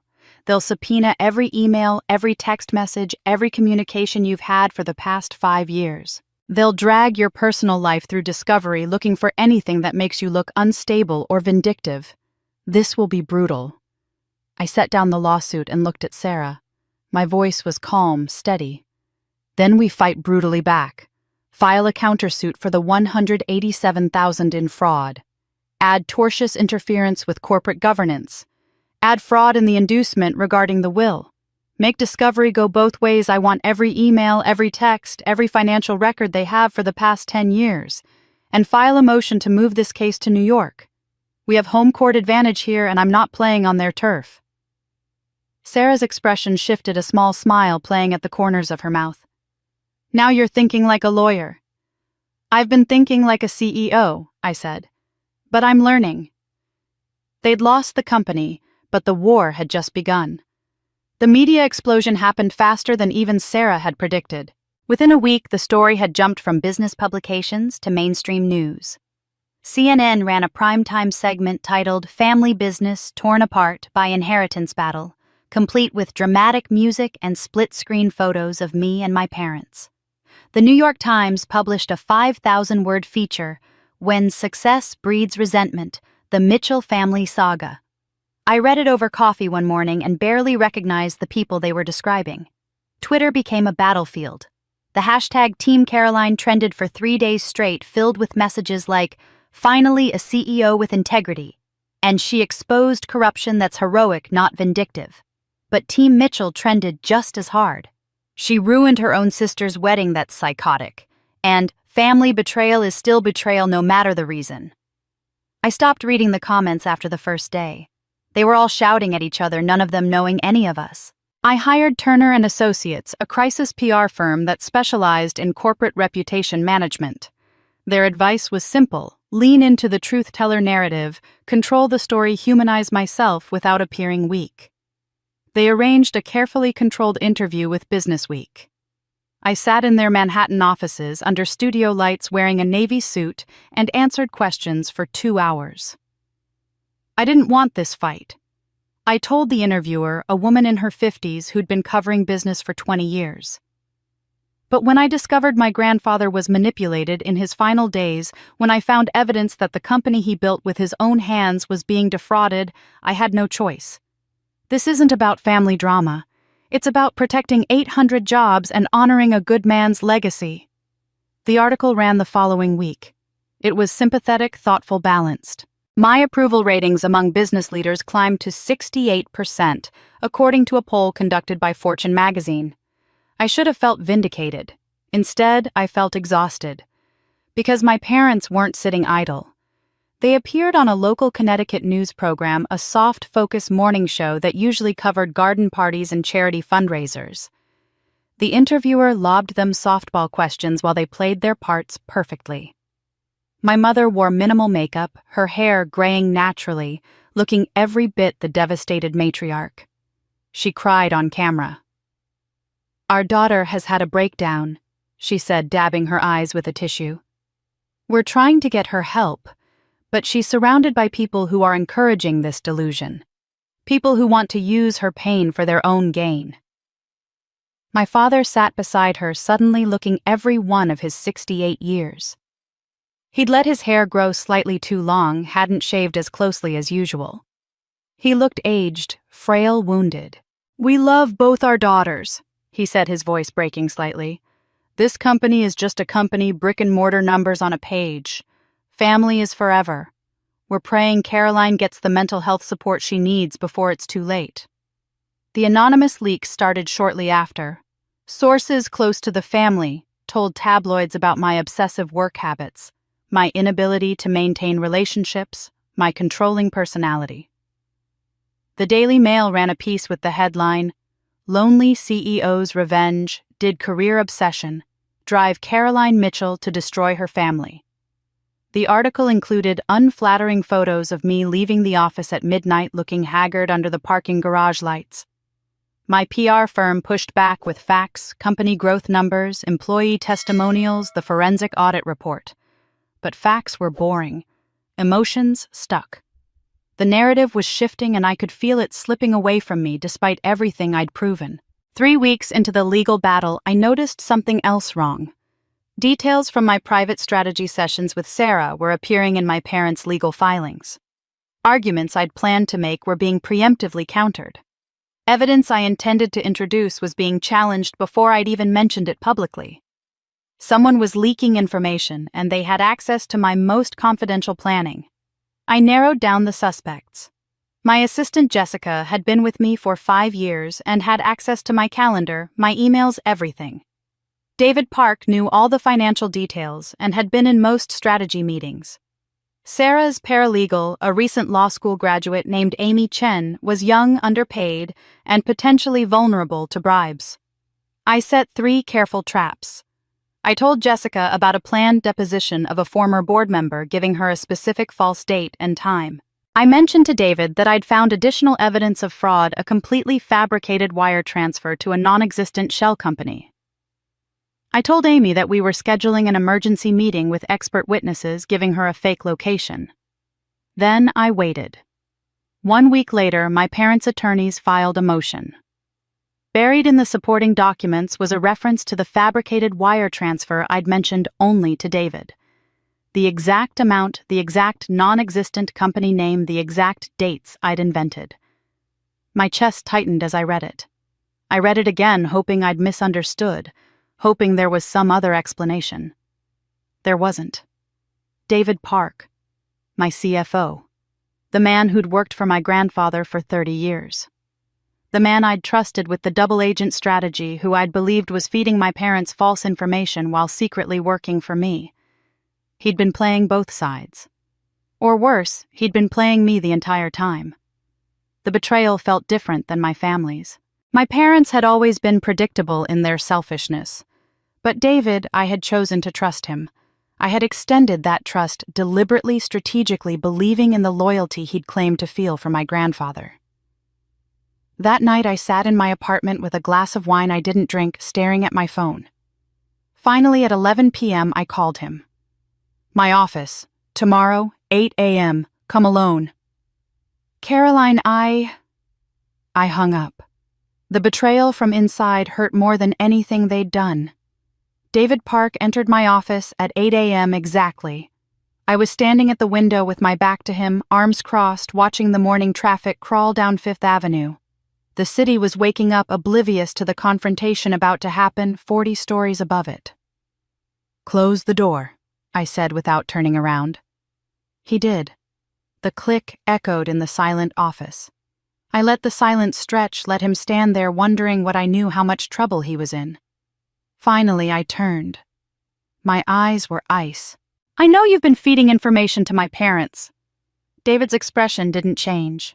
No shock, no denial, no scrambling for excuses. "Yes." Just that. One word. Flat. Final. I felt something break inside my chest. I'd hoped the trap was wrong. Hoped there was some explanation, some misunderstanding.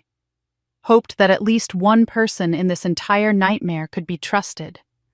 "Why?" My voice came out harder than I intended. "They offered you money.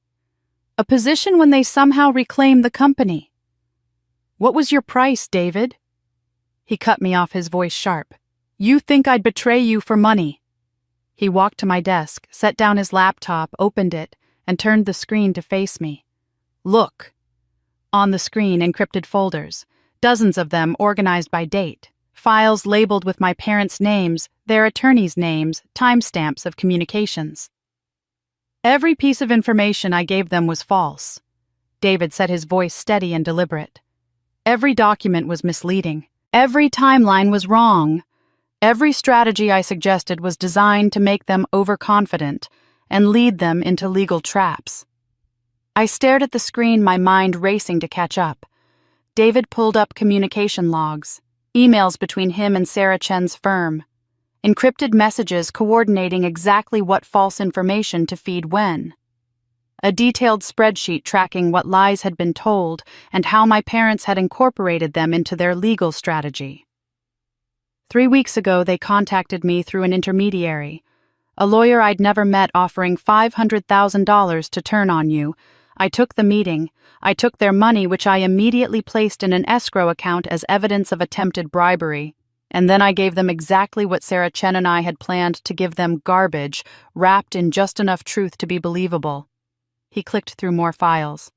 We needed them to think they had inside intelligence, real access to your planning, so they'd build their entire legal strategy on false assumptions. And they did.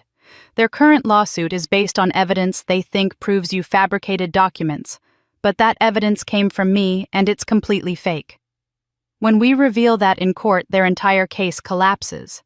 Better yet, they look like they suborned perjury and bribed a witness, both of which are crimes.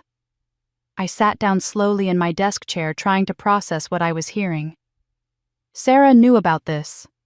We planned it the night after the board vote. She suggested it, actually. Said your parents would inevitably try to recruit someone inside and we should control who that someone was. He paused. We couldn't tell you because we needed your reactions to be genuine.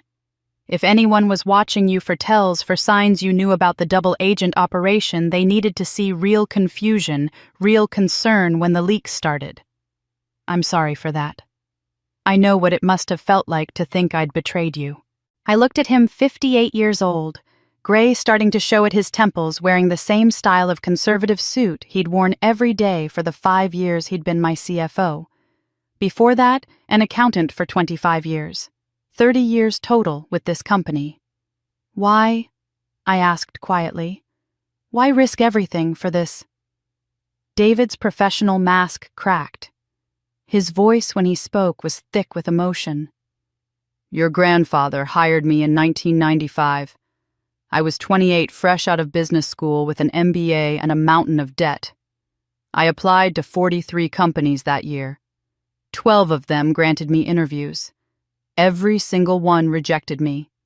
Some said my English wasn't good enough, even though I was born in New Jersey. Some said I didn't fit their culture. One interviewer actually told me I should try restaurants or dry cleaning, that those were better fits for people like me. He looked down at his hands.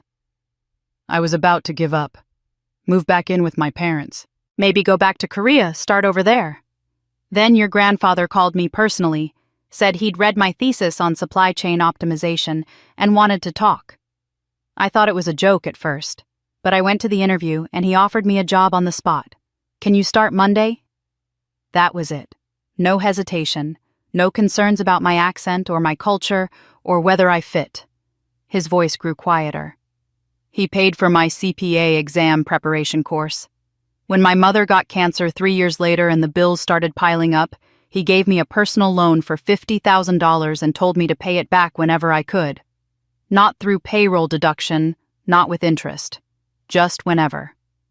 When I got married, he came to my wedding at a Korean restaurant in Flushing. My entire family still talks about it, this American CEO, this powerful man sitting at a table with my aunts and uncles trying kimchi for the first time, laughing and celebrating with us. He looked up at me and his eyes were wet. He saw me when no one else did. He gave me a chance when everyone else saw a name they couldn't pronounce and decided I wasn't worth their time. Everything I have, my career, my home, my ability to take care of my family, I owe to him. His voice hardened.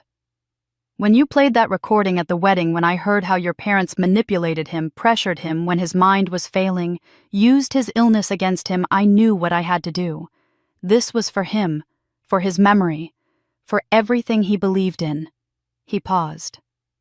And for you, because you're the only one in your family who has his integrity, his values, his spine.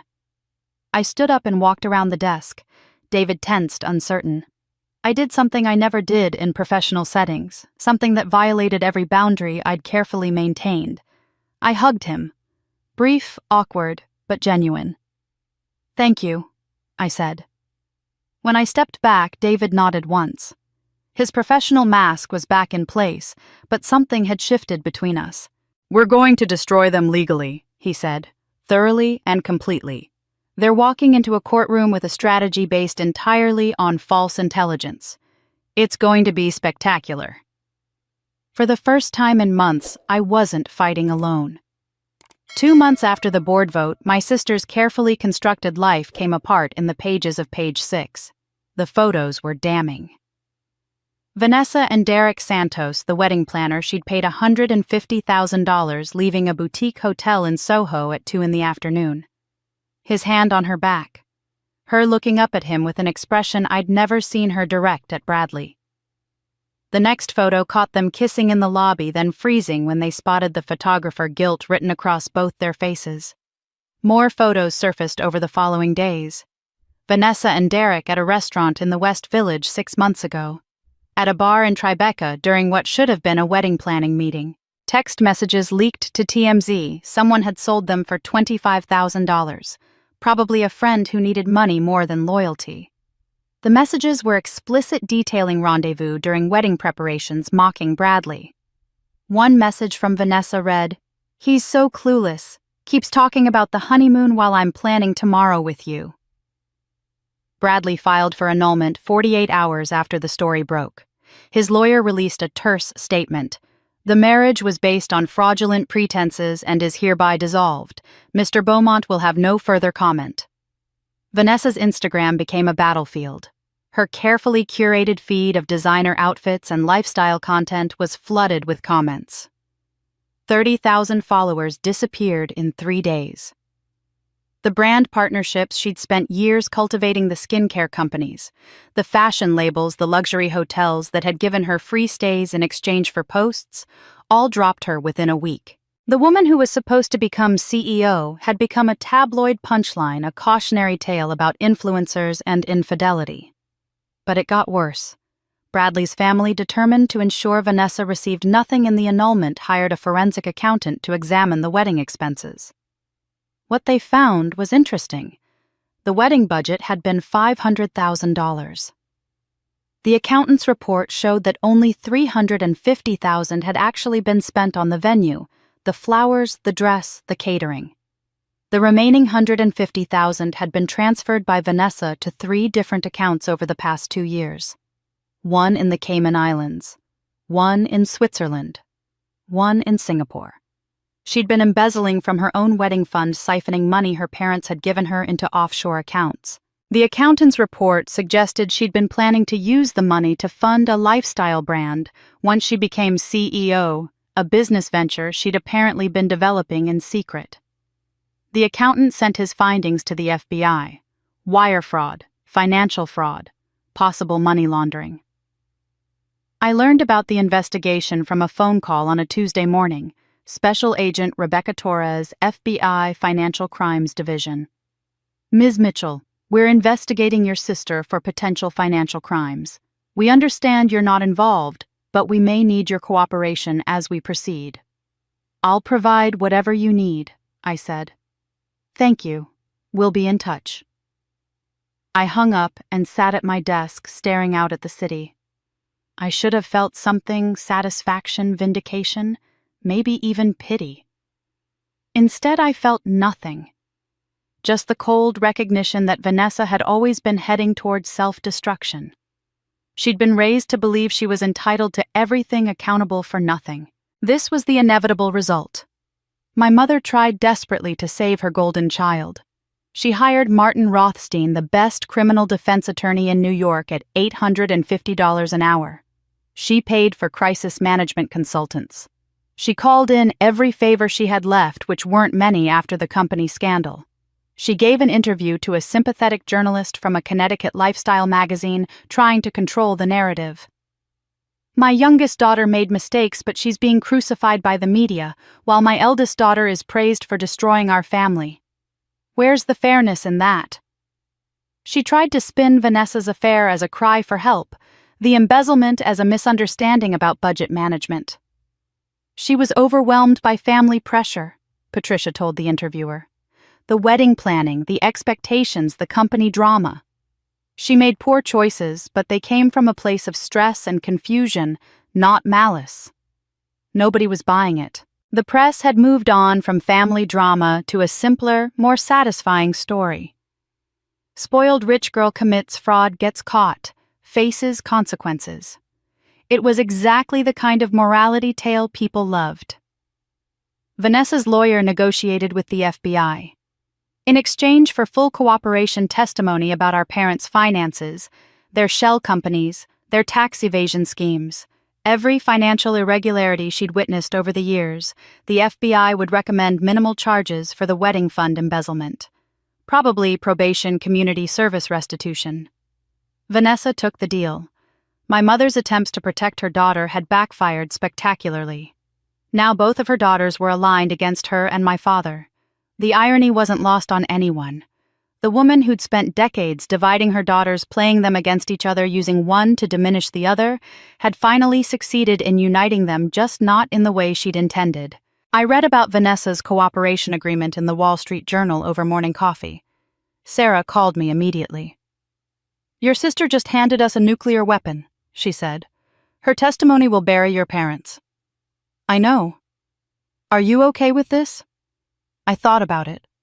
Was I okay with my sister testifying against our parents to save herself? Was I okay with the fact that both of us had chosen self-preservation over family loyalty? "Yes," I said. "I'm okay with it." Her downfall was inevitable, but my father's rage was just beginning. I was alone in my office at 7:15 on a Tuesday evening, reviewing third-quarter projections on my laptop, when my office door crashed open. My father stood in the doorway, breathing hard. He looked like he'd aged a decade in 3 months.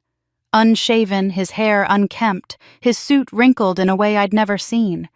His eyes were wild, unfocused, the eyes of a man who'd lost everything and had nothing left to lose. "You've destroyed everything." His voice was raw, shaking with rage. I stood slowly, my hand moving instinctively toward the panic button installed under my desk. The building was mostly empty cleaning crew, on the lower floors a security guard in the lobby who was supposed to prevent exactly this kind of breach. "You need to leave," I said, my voice steady. "Your mother is on antidepressants." He moved into the office and I could smell the alcohol on him. "Your sister's marriage is over. The FBI is investigating us. Our friends won't return our calls. Our attorneys are bleeding us dry. And for what? Your precious wounded pride. How did you get past security?" He laughed bitterly. $5,000. Everyone has a price, Caroline. Everyone can be bought. I thought I'd taught you that." I kept my hand near the panic button but didn't press it. Not yet. "Get out of my office." "Your office?" His voice rose. "This was supposed to be Vanessa's office. This whole company was supposed to be hers." For the first time in 36 years, my father told me the complete truth. "You were never supposed to be CEO." He said, his words tumbling out in a torrent of decades-old resentment. "The plan was always for you to be competent enough to maintain operations, to keep things running, and then step aside gracefully when Vanessa was ready. That was the deal your mother and I made before you were even born. First daughter, the workhorse. Second daughter, the legacy. You were supposed to know your place." The venom in his voice was ancient, carefully preserved, aged like fine wine. "But you had to be exceptional, didn't you? Had to work harder than everyone else had to prove yourself, had to make the board fall in love with you. You ruined everything by being too good at a job that was never meant for you." Something crystallized in my mind. "So you decided to take it from me by force, at my sister's wedding, in front of 200 people, to humiliate me into submission."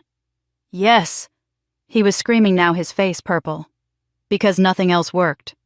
We tried ignoring you, we tried dismissing your achievements, we tried minimizing everything you did, but you just kept going, kept succeeding, kept making yourself indispensable.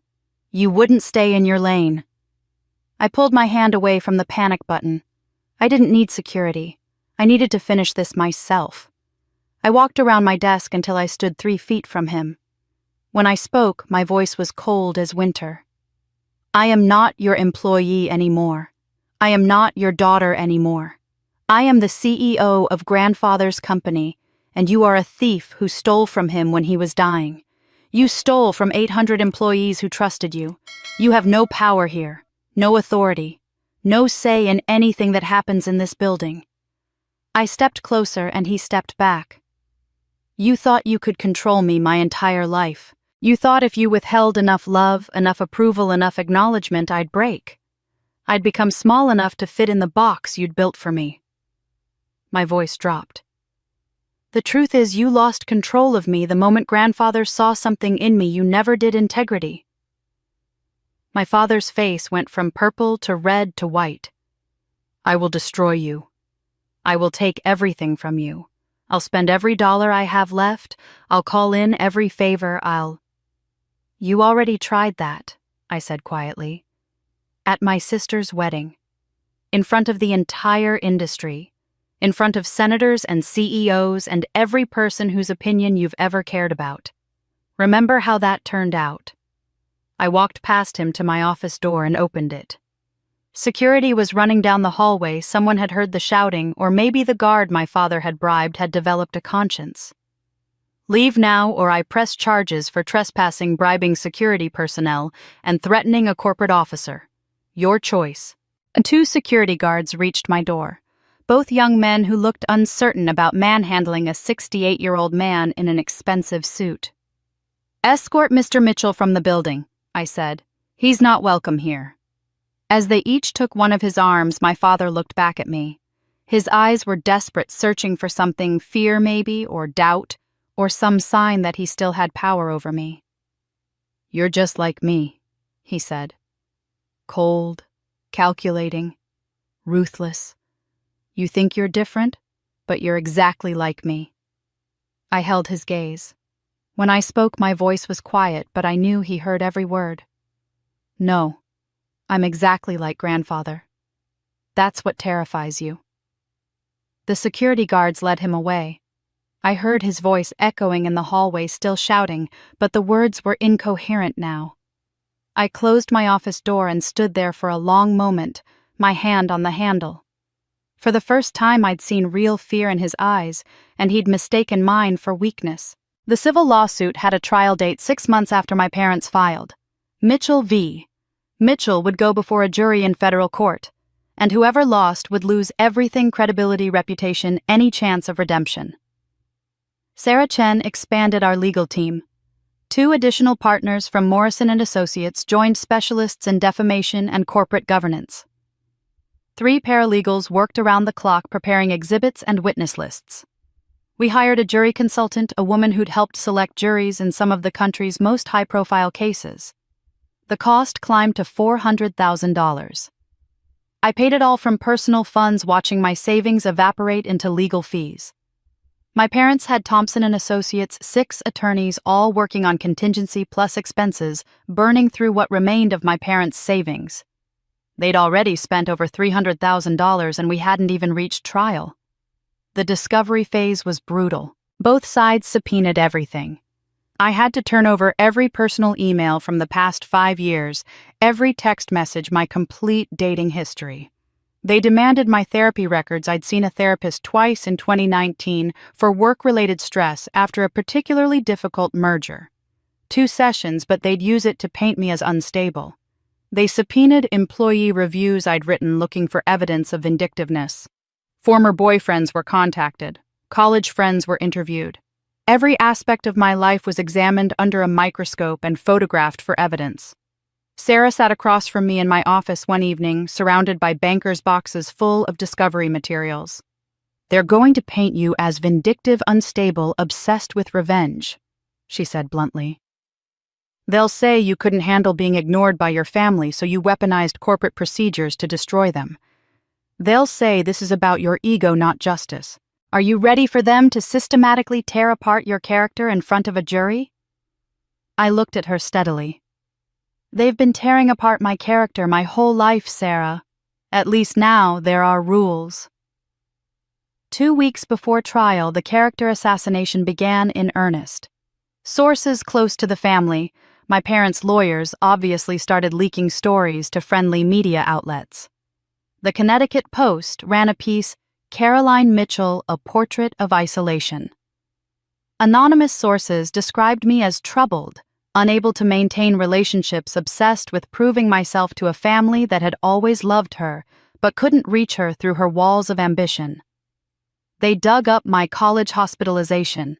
I'd been admitted for 48 hours during finals week my junior year, diagnosed with exhaustion and dehydration. I was 20 years old working 3 jobs while carrying a full course load. But the headline read, Mitchell CEO's History of Mental Health Crisis. Ex-boyfriends were found and interviewed. James, the lawyer I'd dated 4 years ago, told a reporter I'd been difficult to connect with and married to my work.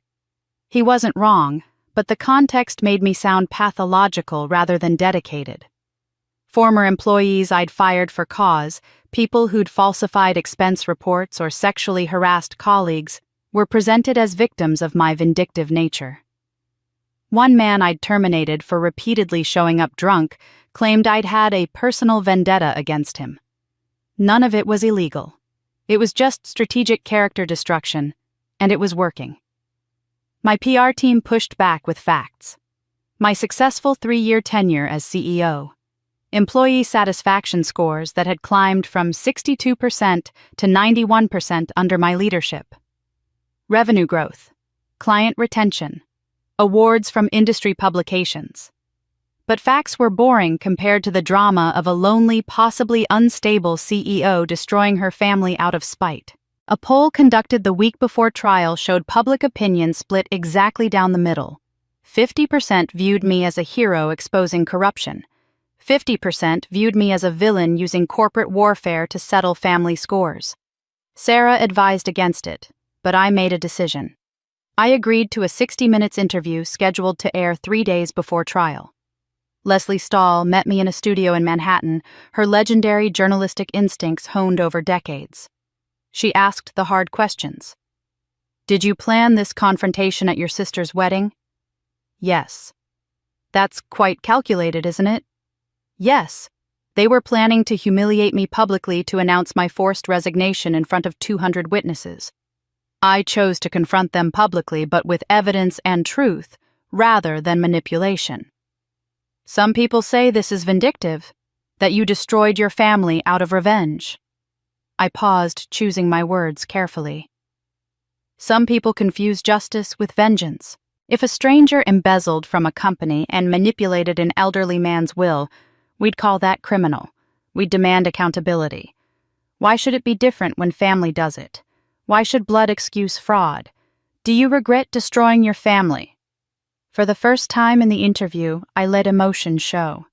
Not manufactured emotion, real grief that I'd been holding back for months. I regret that I had to, I said quietly. I grieve for the family I wish I'd had. For parents who could have loved me without needing to control me. For a sister who could have been my friend instead of my rival. But I don't regret telling the truth. I don't regret protecting my grandfather's legacy and the jobs of 800 people. The interview aired on Sunday night to 12 million viewers. I watched it alone in my apartment, a glass of wine untouched on the table beside me. When it was over, I turned off the television and sat in silence. The next morning, the poll numbers had shifted. 64% of respondents now supported me. The truth told calmly and with evident pain had cut through the spin. Sarah called at 8 a.m. That interview may have just won us the trial before we even start. Maybe, I said. Or maybe it just means more people will be watching when we fail. The courtroom would be our final battlefield. Only one side would walk away. The trial began on a Monday morning in the Federal Courthouse, Southern District of New York. Sarah had successfully moved the case from Connecticut, arguing that the corporate governance claims were tied to a New York-based company and that my parents' Connecticut connections created an unfair advantage. Judge Patricia Huang presided 55-years-old federal appointment known for running efficient trials with zero tolerance for theatrics. The courtroom gallery was packed. I counted reporters from 20 different outlets, business observers scribbling notes, company employees who'd taken personal days to attend sitting in the back rows, random members of the public who'd won seats through the court's lottery system, curious to witness a family civil war. I sat at the defendant's table wearing a charcoal gray suit, my hair pulled back in a simple twist, minimal jewelry. Professional, composed, unremarkable. Sarah sat to my right, her paralegal to my left, organizing exhibits in numbered binders. Across the aisle, my parents sat with their 6 Thompson and Associates attorneys. My mother wore dark blue dabbing at her eyes with an embroidered handkerchief. My father wore black, looking appropriately somber and aged. They'd dressed for sympathy. The bailiff's voice rang out. "All rise!" Judge Huang entered her black robe crisp, her expression unreadable. We stood then, sat at her direction. "This is Mitchell v. Mitchell case number 24 CV 6847, she said. "We'll begin with opening statements. Mr. Thompson, you may proceed." James Thompson stood. 62 years old, silver hair, perfectly styled, wearing a suit that probably cost more than most people's monthly salary. He was charging my parents $1,200 an hour, and within the first 30 seconds, I understood why. "Your Honor, ladies and gentlemen of the jury, this is a case about a daughter who weaponized family tragedy for corporate gain." His voice was warm, confident, commanding without being aggressive. He moved toward the jury box as he spoke, making eye contact with each juror. "Caroline Mitchell is ambitious. She's intelligent.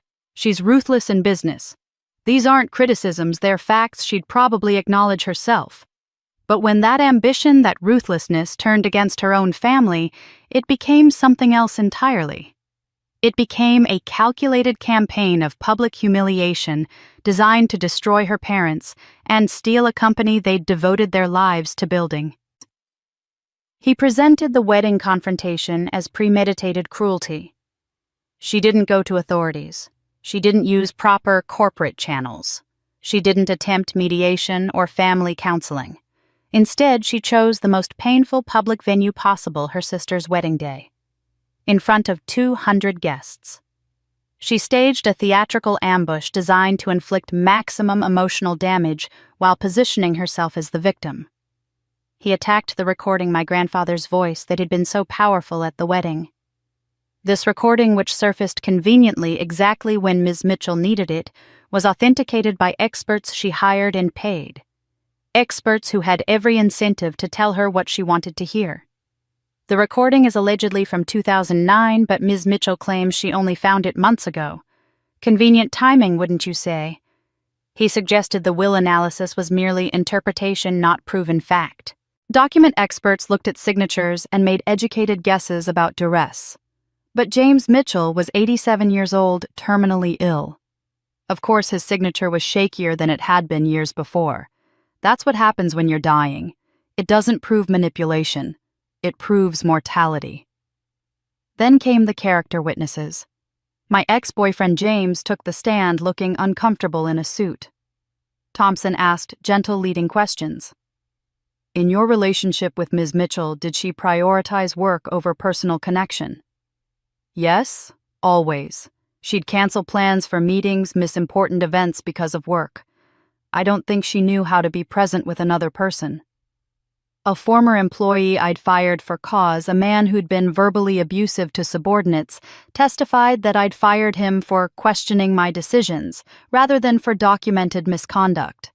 Thompson made it sound like I couldn't tolerate dissent. A college friend I hadn't spoken to in years mentioned my hospitalization during finals week, making it sound ominous rather than what it was, a 20-year-old student pushing herself too hard. By the time Thompson finished his opening statement, he'd painted a portrait of a cold, calculating woman obsessed with revenge, willing to destroy her family's reputation to satisfy her ego. I watched the jury. 3 of them were nodding. 2 looked sympathetic to my parents. Sarah's face was tight, her jaw clenched. This was worse than we'd expected. That night, our legal team gathered at Morrison & Associates. The conference room was littered with coffee cups and legal pads covered in notes. Sarah was blunt. "If they convince the jury that the recording is questionable and that your primary motivation was revenge rather than protecting the company, we could lose. Not on all counts, the evidence of financial fraud is too strong, but enough to damage your credibility permanently. Thompson is better than I expected. He's making you look like the aggressor." David Park had been sitting in the gallery all day.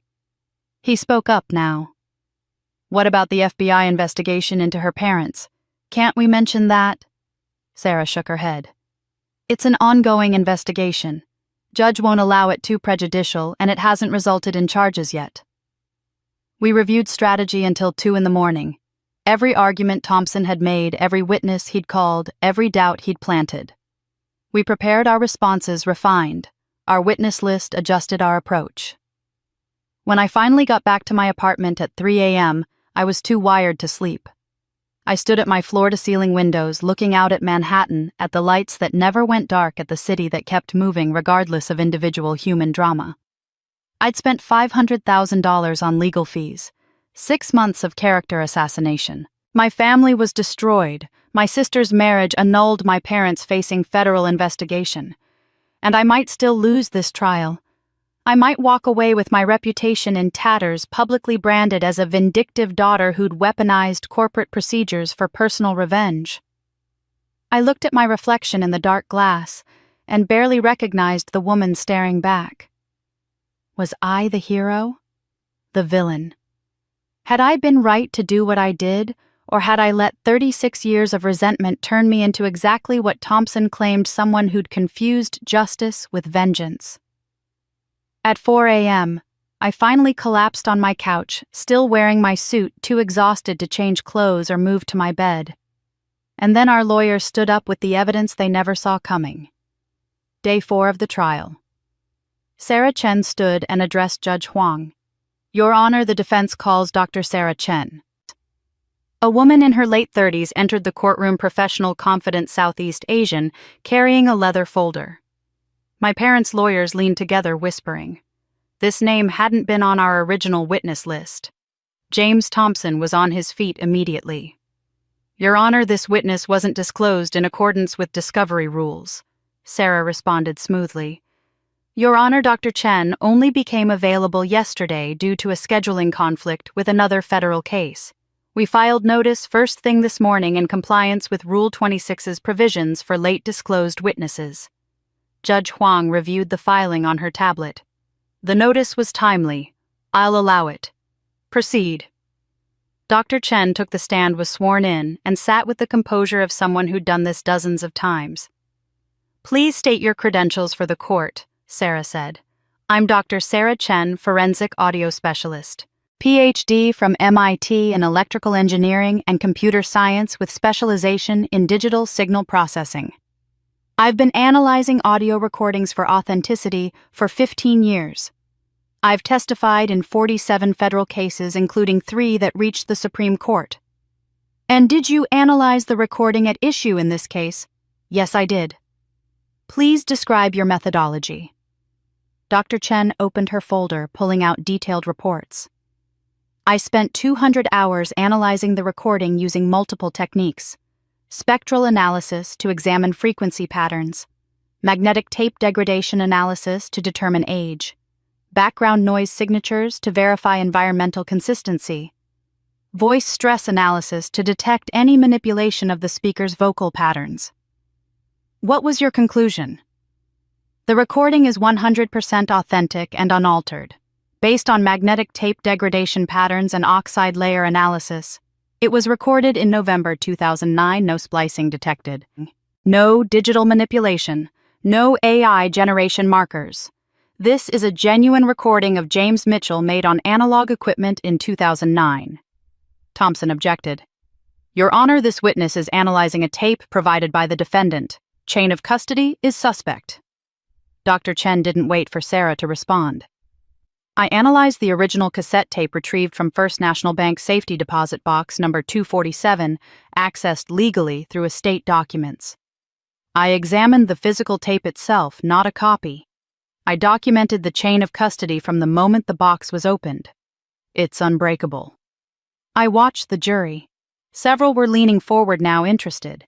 The accountant in the second row was taking detailed notes. Sarah's next witness was even more devastating. The defense calls Michael Torres. A man in his mid-40s entered wearing a dark suit and carrying a briefcase that looked like it weighed 20 pounds. FBI senior forensic accountant. Sarah had fought for weeks to get him. The FBI initially refused, citing their ongoing investigation, but Judge Huang had ordered cooperation since his testimony was directly relevant to our fraud claims. Torres took the stand with the unflappable demeanor of someone who'd spent 30 years following money trails. Mr. Torres, please describe your analysis of Mitchell & Associates' financial records. He opened his briefcase and pulled out bound reports. I analyzed 5 years of corporate financial records, bank statements, wire transfers, and credit card statements. I identified $187,000 in fraudulent transfers made by Robert and Patricia Mitchell. He walked the jury through each transaction methodically. The shell company Beaumont Advisory received $23,000 from Mitchell & Associates for consulting services. However, this company has no employees, no office, no website, no tax filings showing revenue from any other source. The company's registered address is Bradley Beaumont Sr.'s home address. The $23,000 was transferred into Beaumont Advisory's account, and then within 48 hours transferred to Robert and Patricia Mitchell's personal checking account. He continued through every fraudulent transaction. The Tuscany vacation charged as business development, the wire transfers to Delaware shell corporations, the unauthorized bonuses. The jury was riveting. The accountant was nodding with recognition. She knew exactly what she was seeing. In your professional opinion, what are these transactions? This isn't accounting error. This is wire fraud. This is embezzlement. This is systematic theft from a company where the defendants held positions of fiduciary trust. Thompson tried to recover on cross-examination. Isn't it possible these were legitimate business expenses that were simply miscategorized? Torres looked at him directly. No. I reviewed every invoice, every contract, every service agreement for the past 5 years. These payments have no corresponding services, no deliverables, no business justification whatsoever. In 30 years of forensic accounting, including 15 years in the IRS Criminal Division, I have never seen legitimate business expenses look like this. Thompson had no follow-up. He sat down. Our final witness was Dr. Robert Weinstein, 68 years old, a probate attorney who'd testified in some of the country's most famous will contests. He presented side-by-side signature analysis showing my grandfather's steady hand in 2008 compared to the shaking, barely legible signature on the 2010 will. James Mitchell was diagnosed with early-stage Alzheimer's disease in October 2009, Dr. Weinstein testified. His physician noted that the patient was easily confused, susceptible to suggestion showing signs of decreased executive function. The revised will was executed in February 2010, 4 months into this diagnosis. He presented the timeline. The original attorney Harold Brennan, who had represented Mr. Mitchell for 30 years, was suddenly replaced with Martin Weiss. Mr. Weiss received a $50,000 payment from Robert and Patricia Mitchell the same month the new will was executed. The witnesses on the new will were both paralegals from Mr. Weiss's office, not independent parties. Thompson objected again. The will was properly executed and legally filed. Dr. Weinstein remained calm. Legal form and ethical substance are different things, Mr. Thompson. This will shows every classic marker of undue influence. Vulnerable testator. Sudden change from a long-time trusted attorney. Financial incentive to the new attorney. Dramatic departure from prior testamentary wishes. Physical evidence of duress in the signature itself. In my professional opinion, based on 40 years of experience, this will was procured through exploitation of a dying man's diminished mental capacity. The courtroom was silent when he finished. Their empire collapsed in 3 witnesses and 2 hours of testimony. Closing arguments finished on day 6. Sarah's was clinical devastating in its precision. This isn't about family drama, she told the jury. This is about fraud, theft, and exploitation of an elderly man when he was most vulnerable. The plaintiffs have spent a week trying to make this about Caroline Mitchell's character, her ambition, her work habits, her personal life. But character doesn't change facts. And the facts are clear. $187,000 in documented fraud, a will procured through undue influence of a man with diagnosed dementia, a recording authenticated by one of the country's foremost forensic specialists. These are facts, not interpretations. The jury began deliberating at 2 p.m. 3 hours became 4. 4 became 5. Sarah and I sat in a private conference room in the courthouse surrounded by empty coffee cups and legal pads covered in nervous doodles. Long deliberation could mean they're split, Sarah said quietly. That's not necessarily good for us. I couldn't eat. I tried drinking water, but my stomach rejected even that. David Park had taken a seat in the corner, not saying anything, just being present. At hour 5, my phone buzzed. Jury has reached a verdict. My hands were shaking as I stood. Sarah squeezed my shoulder. Whatever happens, you told the truth. That matters. We walked back to the courtroom in silence. The gallery was packed again. Same reporters, same observers, same company employees who'd been following every day of testimony. But the energy was different now. Tense. Electric. Everyone knew this was the end one way or another. Judge Huang entered. We stood, then sat. The jury filed in 12 faces, carefully neutral, professionally unreadable. I studied them desperately, looking for signs. The accountant in the second row, Juror 7, wouldn't make eye contact with my parents' table. That had to be good. But the retired teacher, Juror 3, looked sympathetic, almost sad. That seemed bad. Judge Huang spoke. Has the jury reached a verdict? The foreperson stood a 55-year-old civil engineer named Marcus Williams. We have your honor. On the count of defamation, how do you find? We find for the defendant, Caroline Mitchell. My breath caught in my chest. On the count of intentional infliction of emotional distress, for the defendant. Conspiracy to commit fraud, for the defendant. Unauthorized access to confidential information, for the defendant. Breach of fiduciary duty, for the defendant. Every count, every single claim my parents had made, rejected. But Marcus Williams wasn't finished. Furthermore, Your Honor, the jury wishes to note for the record that we find the plaintiff's claims were frivolous and brought in bad faith. We unanimously recommend the court consider imposing sanctions. Judge Huang nodded gravely. The court will take that recommendation under advisement. She lifted her gavel. This case is dismissed with prejudice. All claims against defendant Caroline Mitchell are hereby denied in their entirety. She paused, reviewing a document. The court further orders plaintiffs Robert and Patricia Mitchell to pay defendants' legal costs in the amount of $547,000. This court is adjourned. The gavel came down. The courtroom erupted. Reporters rushed for the doors. My parents' attorneys were already gathering their materials, faces tight. Sarah was hugging me, saying something I couldn't quite hear through the ringing in my ears. Outside in the hallway, chaos descended. Microphones thrust toward my face. Cameras flashing, questions shouted from every direction. Caroline, how do you feel? Ms. Mitchell, what's next for you? Will you reconcile with your family? Sarah guided me to a clear space. I made a brief statement, my voice steadier than I felt. This was never about revenge. It was about accountability.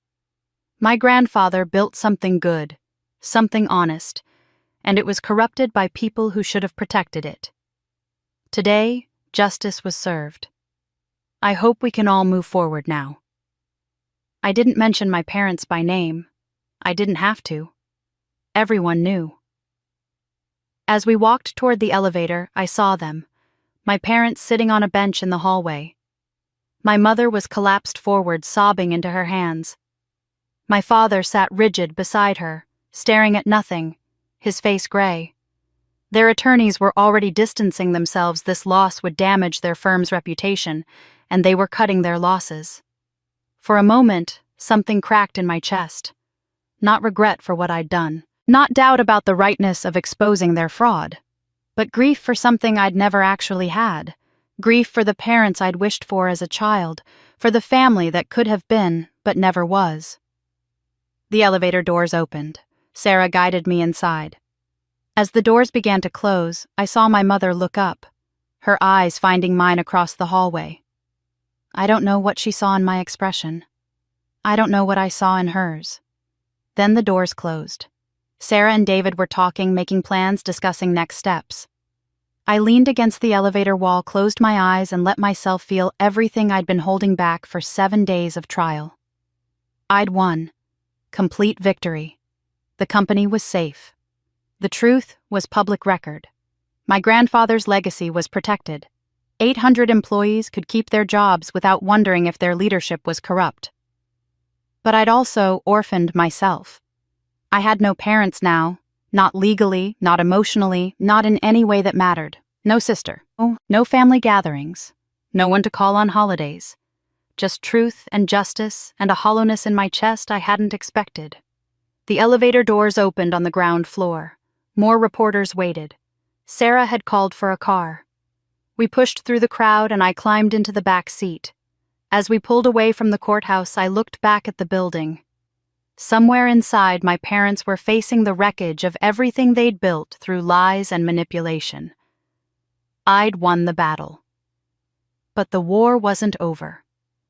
1 week after the verdict, I was in my office at 6 p.m., reviewing the restructuring plan for the board's oversight committee.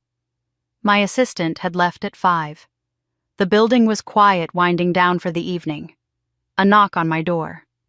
"Come in." It was my mother. I hadn't seen her since that moment in the courthouse hallway. Her face collapsed in grief as the elevator doors closed between us. The woman who entered my office looked like she'd aged 20 years in 7 days. Her hair was gray, no longer colored. No makeup. She wore an old cardigan over plain slacks, clothing I'd never seen her in, so different from the designer outfits that had been her uniform for as long as I could remember. Her hands shook as she closed the door behind her. "Please," she said, "I need to talk to you." My first instinct was to call security. My hand moved toward the phone. But something in her face stopped me. This wasn't manipulation. This wasn't performance. This was defeat, complete and total. "Sit." She sat in the chair across from my desk, the same chair where clients sat, where shareholders sat during meetings. She was no longer family. She was a visitor in a space where I held all the power. Her voice when she spoke was hollow, emptied of all the careful modulation I'd heard my entire life. "I need to tell you something I should have told you 30 years ago." She looked down at her hands. "I was the eldest daughter, too." I went completely still. "My parents, your grandparents on my side, they had 2 daughters. Me and your Aunt Jennifer. I was the responsible one. Straight A's through high school. Full scholarship to Wellesley. I worked 2 jobs to pay for everything they didn't cover. Jennifer was the beauty, the charmer. She barely graduated high school, but everyone loved her. She had that quality people couldn't resist." Patricia's hands twisted in her lap, wringing an invisible cloth. "When our parents died, I was 32. I'd been sending them money every month, helping pay their medical bills, visiting every weekend. Jennifer had moved to California, called twice a year. When the will was read, they'd left everything to her. The house, the savings, the family jewelry, everything. I got $5,000 and a note that said, 'You're successful enough already. Your sister needs this more than you do.' I said nothing, just watched her. I swore I would never do that to my daughters. I swore I'd give you both everything equally fairly, that you'd never feel what I felt, that being competent meant being disposable." She looked up at me, her eyes red and swollen. "But when we had money, real money, after your father and I built our investments, I became terrified of losing it. And your sister, she was easy to manage, compliant. Give her things, she'd be happy. Praise her, she'd do what we wanted. But you," her voice cracked, "you were strong, independent. From the time you were 8 years old, you didn't need us. You did your homework without being asked. You got yourself to school activities. You built your own life. And that terrified me. Because if you didn't need us, how could we control you? And if we couldn't control you, what if you took everything? What if you became so powerful you pushed us aside?" Tears were streaming down her face now. "So I convinced myself that you were strong enough to handle less, that you'd succeed anyway because you were so capable, that Vanessa needed our protection and you didn't. But the truth is, I became my mother. The exact woman who hurt me, who I swore I'd never be. I looked at you and saw myself the daughter who worked for love and never got it. And instead of breaking that cycle, I perpetuated it. I created it again. She was sobbing now, her shoulders shaking. I destroyed both my daughters. I neglected you and suffocated her. We're both victims of my fear, my weakness, my inability to be better than the woman who raised me. I don't expect forgiveness. I can't undo 36 years of damage. But I needed you to know. I see it now. I see what I did. And I'm sorry. I'm so sorry. The office was silent, except for her crying. I looked at this woman who had given birth to me, raised me, shaped me through absence more than presence, betrayed me, and realized something profound. I finally understood her. Understanding didn't mean forgiveness. My voice when I spoke was quiet but firm. Thank you for telling me. It helps me understand the pattern, the why behind the what. She looked up, something like hope flickering in her eyes. But it doesn't change anything. The hope died. I know you suffered too, I continued. And I'm genuinely sorry your mother failed you the way you failed me. That's real pain and I don't diminish it. But you made choices, Mom. Every single day for 36 years you made choices. Understanding why you made them doesn't erase their consequences. Can we ever? She started. No. The word hung in the air between us. Final. Irrevocable. I hope you find peace, I said, and I meant it. I hope you get therapy. I hope you work on yourself, process your own trauma, find some kind of contentment in whatever life you build next. But you won't find it with me. I've spent my entire life seeking your approval, trying to earn love that was never going to be given freely. I'm done. I stood. The meeting was over. Goodbye, Mom.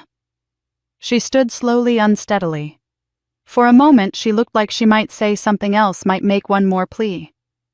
But she didn't. She just nodded, picked up her purse, and walked to the door. She paused with her hand on the handle. You deserved better, she whispered. Yes, I said. I did. She left. The door closed behind her with a soft click. I stood in my office alone and looked at the woman who had given birth to me and realized I'd never really known her at all. 2 weeks after the civil verdict, federal prosecutors formally charged my parents with wire fraud, tax evasion, and embezzlement.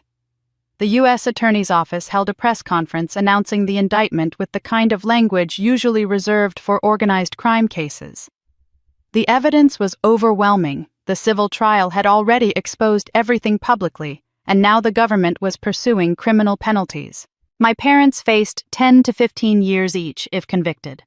Their attorneys immediately began negotiating. They offered full restitution to the company and admission of guilt in exchange for reduced sentences. But the prosecutors wanted more.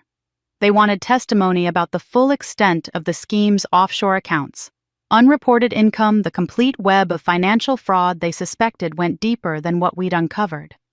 They needed an insider, someone who'd been close enough to witness everything but who could be leveraged into cooperation.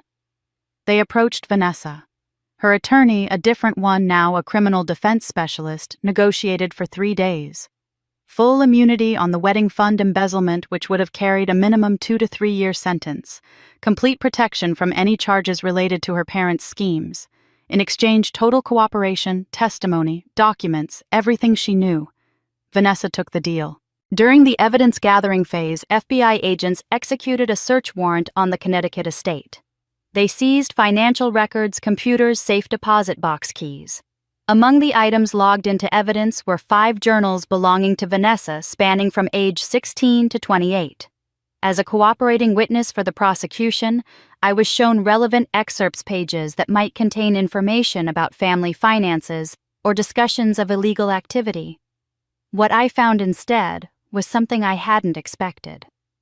Age 16. I wish I could be invisible like Caroline. She gets to do what she wants. I have to wear what Mom approves, date, who Dad introduces, study, What they choose. I'm not a daughter. I'm a show dog. Age 19. Got accepted to Rhode Island School of Design today. Full scholarship for their illustration program. I've wanted this since I was 12. Dad said absolutely not. Business school or nothing. Why can't I just be free like my sister, age 24? They arranged for me to meet Bradley again, third time this year. He's nice enough, but I feel like a prize being awarded to the highest bidder. Caroline chose her own life, chose her own career, chose everything. I've never chosen anything. I read page after page, seeing my sister's life through entirely new eyes. The golden child had been golden caged.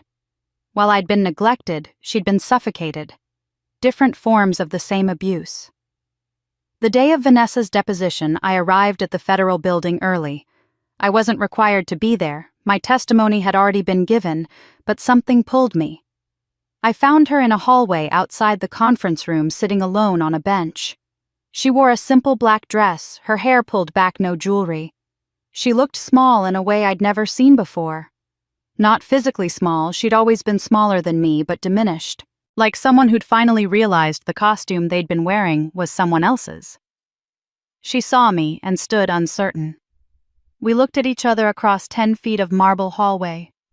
Long silence. Finally, Vanessa spoke. I know you'll never forgive me. I don't deserve it. But, thank you. I raised my eyebrows. For what? For being strong enough to break the cycle. For showing me that the cage had a door. Her voice cracked. I never could have done what you did. Never had the courage to stand up to them, to risk losing their approval. You freed both of us. She took a shaky breath. They're my parents, and I'm about to send them to prison. But you're right, it's the only way this ends. For both of us.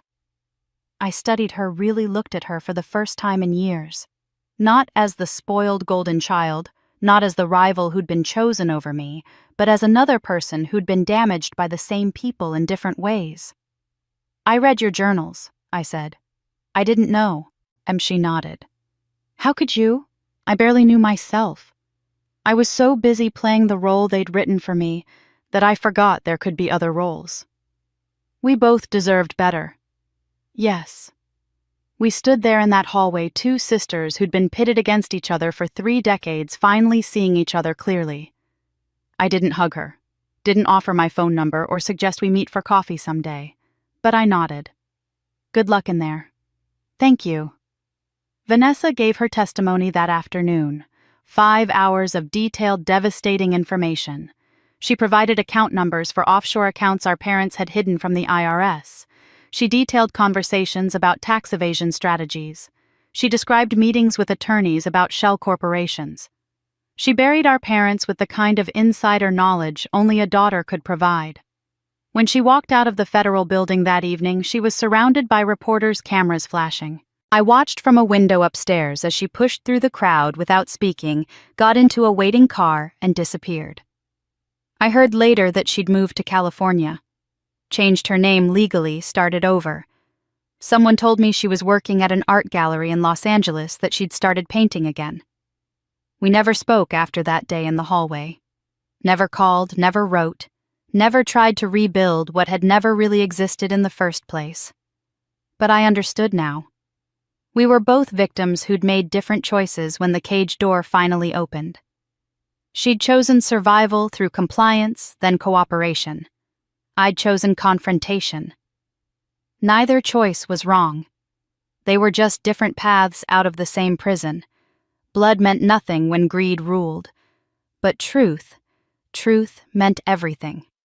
6 months after the civil verdict, my parents stood for sentencing in federal court. They'd already pled guilty as part of a negotiated deal. The prosecution had recommended 8 years instead of the potential 15, given their age and agreement to pay full restitution.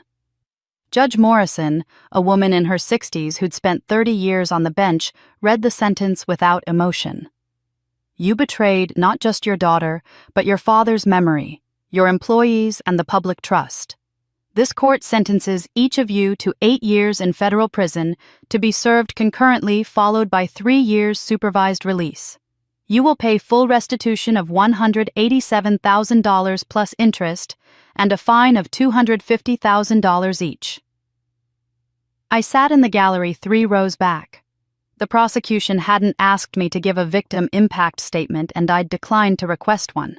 I had nothing left to say to them that hadn't already been said. As the marshals approached to take them into custody, my father kept his eyes forward. He didn't look at me, didn't acknowledge my presence. But my mother turned. Our eyes met across the courtroom. She mouthed 2 words, "I'm sorry." I nodded once. Acknowledgement, not forgiveness. As they disappeared through the door that led to the holding cells, I felt something I hadn't expected. Not triumph, not vindication, just release. It was over. Finally, completely over. 2 weeks later, I called an all-company meeting. All 800 employees gathered in the main facility, the factory floor where my grandfather had walked during his first years building this company. I stood on a small platform with a microphone, no notes, no script. 6 months ago, I stood in a ballroom and exposed corruption in this company. Today, I stand here to tell you what we're building instead. I unveiled the new initiatives I'd been developing with the restructured board. First, full financial transparency. Every quarter, detailed financial reports will be available to every employee, not just shareholders, but everyone who works here. You deserve to know how your work translates to company health, where the money goes, how decisions are made. People were listening intently, some nodding. Second, an anonymous reporting system. If you see something wrong, if you witness harassment or fraud or anything that violates our values, you can report it without fear of retaliation. Third-party administration completely protected. The room was silent, attentive. Third, profit sharing. Starting next quarter, 15% of net profits will be distributed to all employees based on tenure and performance. This is your company too. You should share in its success. The room erupted in applause, people standing, some wiping their eyes. I continued over the noise. And we're establishing the James Mitchell Legacy Fund. $5 million annually for employee education, community investment, and ethical business practices. My grandfather believed business should serve people, not the other way around. We're going to prove he was right. After the meeting, people lined up to shake my hand. Line workers, executives, warehouse staff, administrative assistants. Manuel Rodriguez, a 60-year-old factory worker who'd been with the company for 40 years, grabbed my hand with both of his. I worked for your grandfather for 20 years before he passed, mija. He'd be so proud of you. My eyes stung. Thank you, Manuel. 3 weeks later, I did a live interview with CNN. Anderson Cooper asked the questions everyone wanted answered. Some people say you destroyed your family. How do you respond to that? I'd say my family destroyed itself through fraud and betrayal. I just refused to be complicit in it. Do you have any regrets? I regret that it was necessary. I wish I'd had a family that valued integrity over control, that could love without needing to dominate. But I don't regret fighting for what was right. Do you forgive your parents? I paused, choosing my words carefully. This was the question I'd been asking myself for months. I'm working on it. Not for them, they haven't asked for forgiveness in any meaningful way beyond my mother's single apology. But for myself. Because holding on to anger only poisons me, not them. Forgiveness doesn't mean reconciliation. It doesn't mean pretending it didn't happen. It means releasing myself from the weight of their choices. What's next for you? Continuing my grandfather's work. Building a company that does well by doing good. Creating a model other businesses can follow. And hopefully inspiring other people who feel trapped by family dysfunction to know you can choose integrity over loyalty. You can break cycles. You can build something better. The interview was viewed by 8 million people. Social media exploded with responses overwhelmingly positive this time. The hashtag Team Caroline trended again, but the tone was different. This is what real leadership looks like. She chose truth over comfort. That's courage. Every CEO should watch this.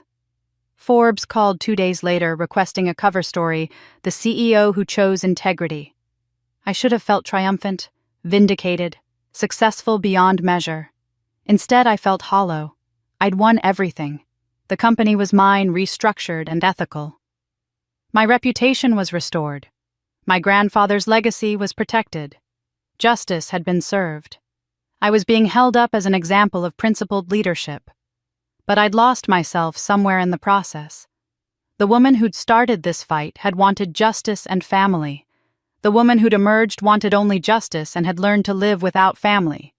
I'd become harder, colder, more isolated. I had no parents, no sister, no family gatherings to dread or anticipate. Just success and solitude. I'd won everything. But had I lost myself? 2 years later, I sat in my corner office at sunset watching the city turn gold under the fading light. The company had flourished. Stock up 40%. Employee satisfaction at 94%, the highest in our industry. We'd opened 3 major expansions, including a facility in Ohio that brought 200 jobs to a town that had been hemorrhaging employment for a decade. Fortune had named me one of their most influential CEOs. Bloomberg put me on their top 50 business leaders under 40 list. I was 38 years old. Successful by every measure that mattered in business. The board loved me. The employees trusted me. The industry respected me. I should have felt triumphant. Instead, I felt contemplative, almost melancholy. I'd gone on a few dates over the past year. Nice men, successful, interesting. Nothing stuck. I had friends now, real ones, not just professional connections. But they were careful around me, like I might shatter if they pushed too hard. I wasn't fragile, I was just different than I'd been. Harder, more guarded, more alone. I looked at the photo on my desk. My grandfather in 1985 standing in front of the original factory, his sleeves rolled up, grinning at the camera. Would he recognize the woman I'd become? I opened my bottom desk drawer, a ritual I'd developed. Inside was the leather box of his belongings, the cassette tape, the original will, old photos. I lifted it out, held it in my hands, this box that had changed everything. I ran my fingers along the velvet lining inside, and something felt wrong, too thick. I remembered noticing this 2 years ago, the night I'd found the tape, but I'd been too overwhelmed to investigate. Tonight, curiosity won. I carefully lifted the velvet lining. Underneath, pressed flat against the bottom of the box, was an envelope, yellowed with age, my name written in my grandfather's shaky handwriting. Caroline, open when you've won. The date, March 2010, 1 month before he died. My hands trembled as I opened it. 2 pages, handwritten, his script growing shakier toward the end. My dearest girl, if you're reading this, you've won. Not just the company, not just justice, but yourself. I knew this day would come. I saw it 10 years ago at your sister's 18th birthday party. Do you remember? Your parents gave her a Mercedes red with a bow. They gave you a card with $500. Everyone cheered for her. No one noticed you leave the party early. But I noticed. I followed you outside. You were sitting on the porch steps, not crying, just absorbing it. You looked up at me and said, "It's okay, Grandpa. I don't need a car. I'll buy my own someday." And you smiled. That moment I knew they would try to break you and you would survive it. So I started preparing. My breath caught. I'd forgotten that moment entirely, but reading his words brought it back with perfect clarity. I spent the next 10 years building you weapons. The company bylaws, I rewrote the emergency provisions, I made sure those were airtight. The shareholders, I stayed close to Richard, Helen, Marcus. I told each of them separately to watch out for you if anything happened to me. The will I had Harold draft, I made sure there were copies in 3 separate places. And when I felt my mind starting to go, when I knew they would use my illness against me, I recorded that tape. I documented everything. I left you a roadmap. Tears were already blurring my vision. But here's what I need you to understand. I didn't do this to make you fight. I did it to give you the choice to fight if you wanted to.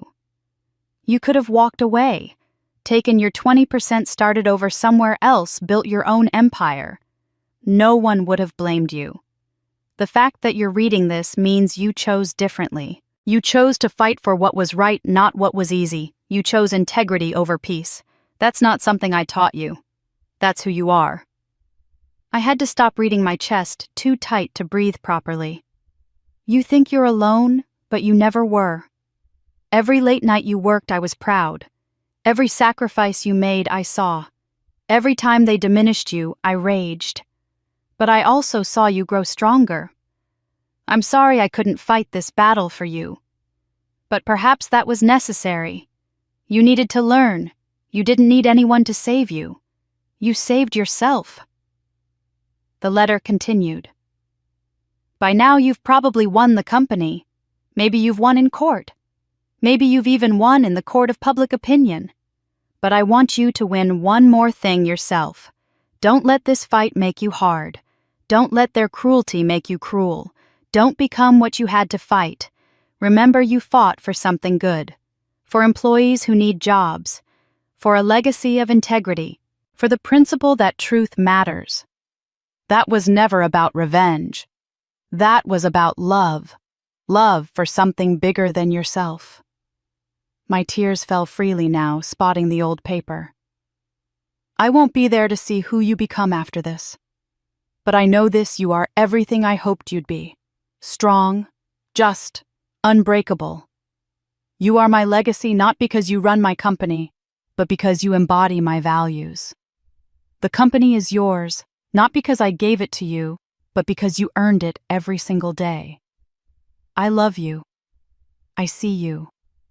I always have. You were never alone. Grandfather James. I sat in my darkening office crying for the first time in 2 years. Not tears of grief or even joy. Tears of recognition. Of being seen, truly seen by someone who'd loved me without conditions or demands. He'd known this would happen. He'd prepared me for it. He'd given me the tools, and then trusted me to use them. I thought about my mother's confession. I became the person I swore I'd never be. But I'd made a different choice. I'd broken the cycle. I looked at my reflection in the window. Successful, scarred, whole. I wasn't sure I liked who I'd become: harder, lonelier, more isolated. But I was free. I was honest. I was myself. I carefully folded the letter and placed it back in the box. Tomorrow I'd frame it. Tonight I picked up my phone and texted my 3 real friends. Dinner this weekend? My treat. I have something to celebrate. I wasn't sure what exactly. Maybe just survival, growth, truth. I gathered my things and turned off the office light. As I walked to the elevator, I caught my reflection in the glass wall. For the first time in 2 years, I smiled at myself. Not strategically, not performatively, just a real smile. Small, tired, but genuine. The elevator doors opened. I stepped in. Tomorrow I'd keep building. Tonight I'd rest. The war was over. I'd won. Not just the company, not just justice, myself. Was this justice? Or was it love, the kind that transcends death itself? Perhaps it was both. And perhaps finally that was enough. If you've made it this far, thank you for staying with Caroline's story until the very end. This wasn't just a story about corporate revenge or family betrayal. It was about something deeper, about finding the courage to stand up for what's right, even when it costs you everything. It was about breaking cycles of abuse that have been passed down through generations. And most importantly, it was about discovering that the love that matters most isn't the love that controls you, but the love that sets you free. Caroline's grandfather saw her. He believed in her. And even after death, he gave her the tools to save herself. That's the kind of legacy worth fighting for. Not money, not power, but integrity. Truth and the courage to choose what's right over what's comfortable. Now I want to hear from you. What would you have done in Caroline's position? Would you have exposed your family publicly, or would you have walked away quietly? Have you ever had to choose between family loyalty and doing what's right? Drop your thoughts in the comments below. I read every single one, and your stories matter. If this story moved you, if it made you think, if it reminded you that standing up for truth is always worth it, even when it's hard, please hit that subscribe button. There are so many more stories like this one, stories about people who refused to be broken, who chose integrity over comfort, who fought back against injustice in their own lives. And I want to share every one of them with you. Hit the bell icon so you never miss a story. Share this with someone who needs to hear it. Maybe someone who's struggling with their own difficult family situation, someone who feels trapped, someone who needs to know that they're not alone and that choosing themselves isn't selfish. It's survival. Leave a comment telling me what part of Caroline's story hit you the hardest. Was it the wedding confrontation? The moment she found her grandfather's letter? The realization that both sisters were victims in different ways? I want to know what resonated with you.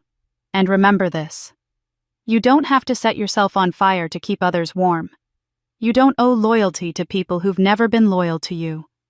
And sometimes the most loving thing you can do for yourself is to walk away from people who refuse to see your worth. Thank you for being here. Thank you for listening. And thank you for being part of this community where we believe that truth matters, integrity matters, and every person deserves to be seen for who they truly are. I'll see you in the next story.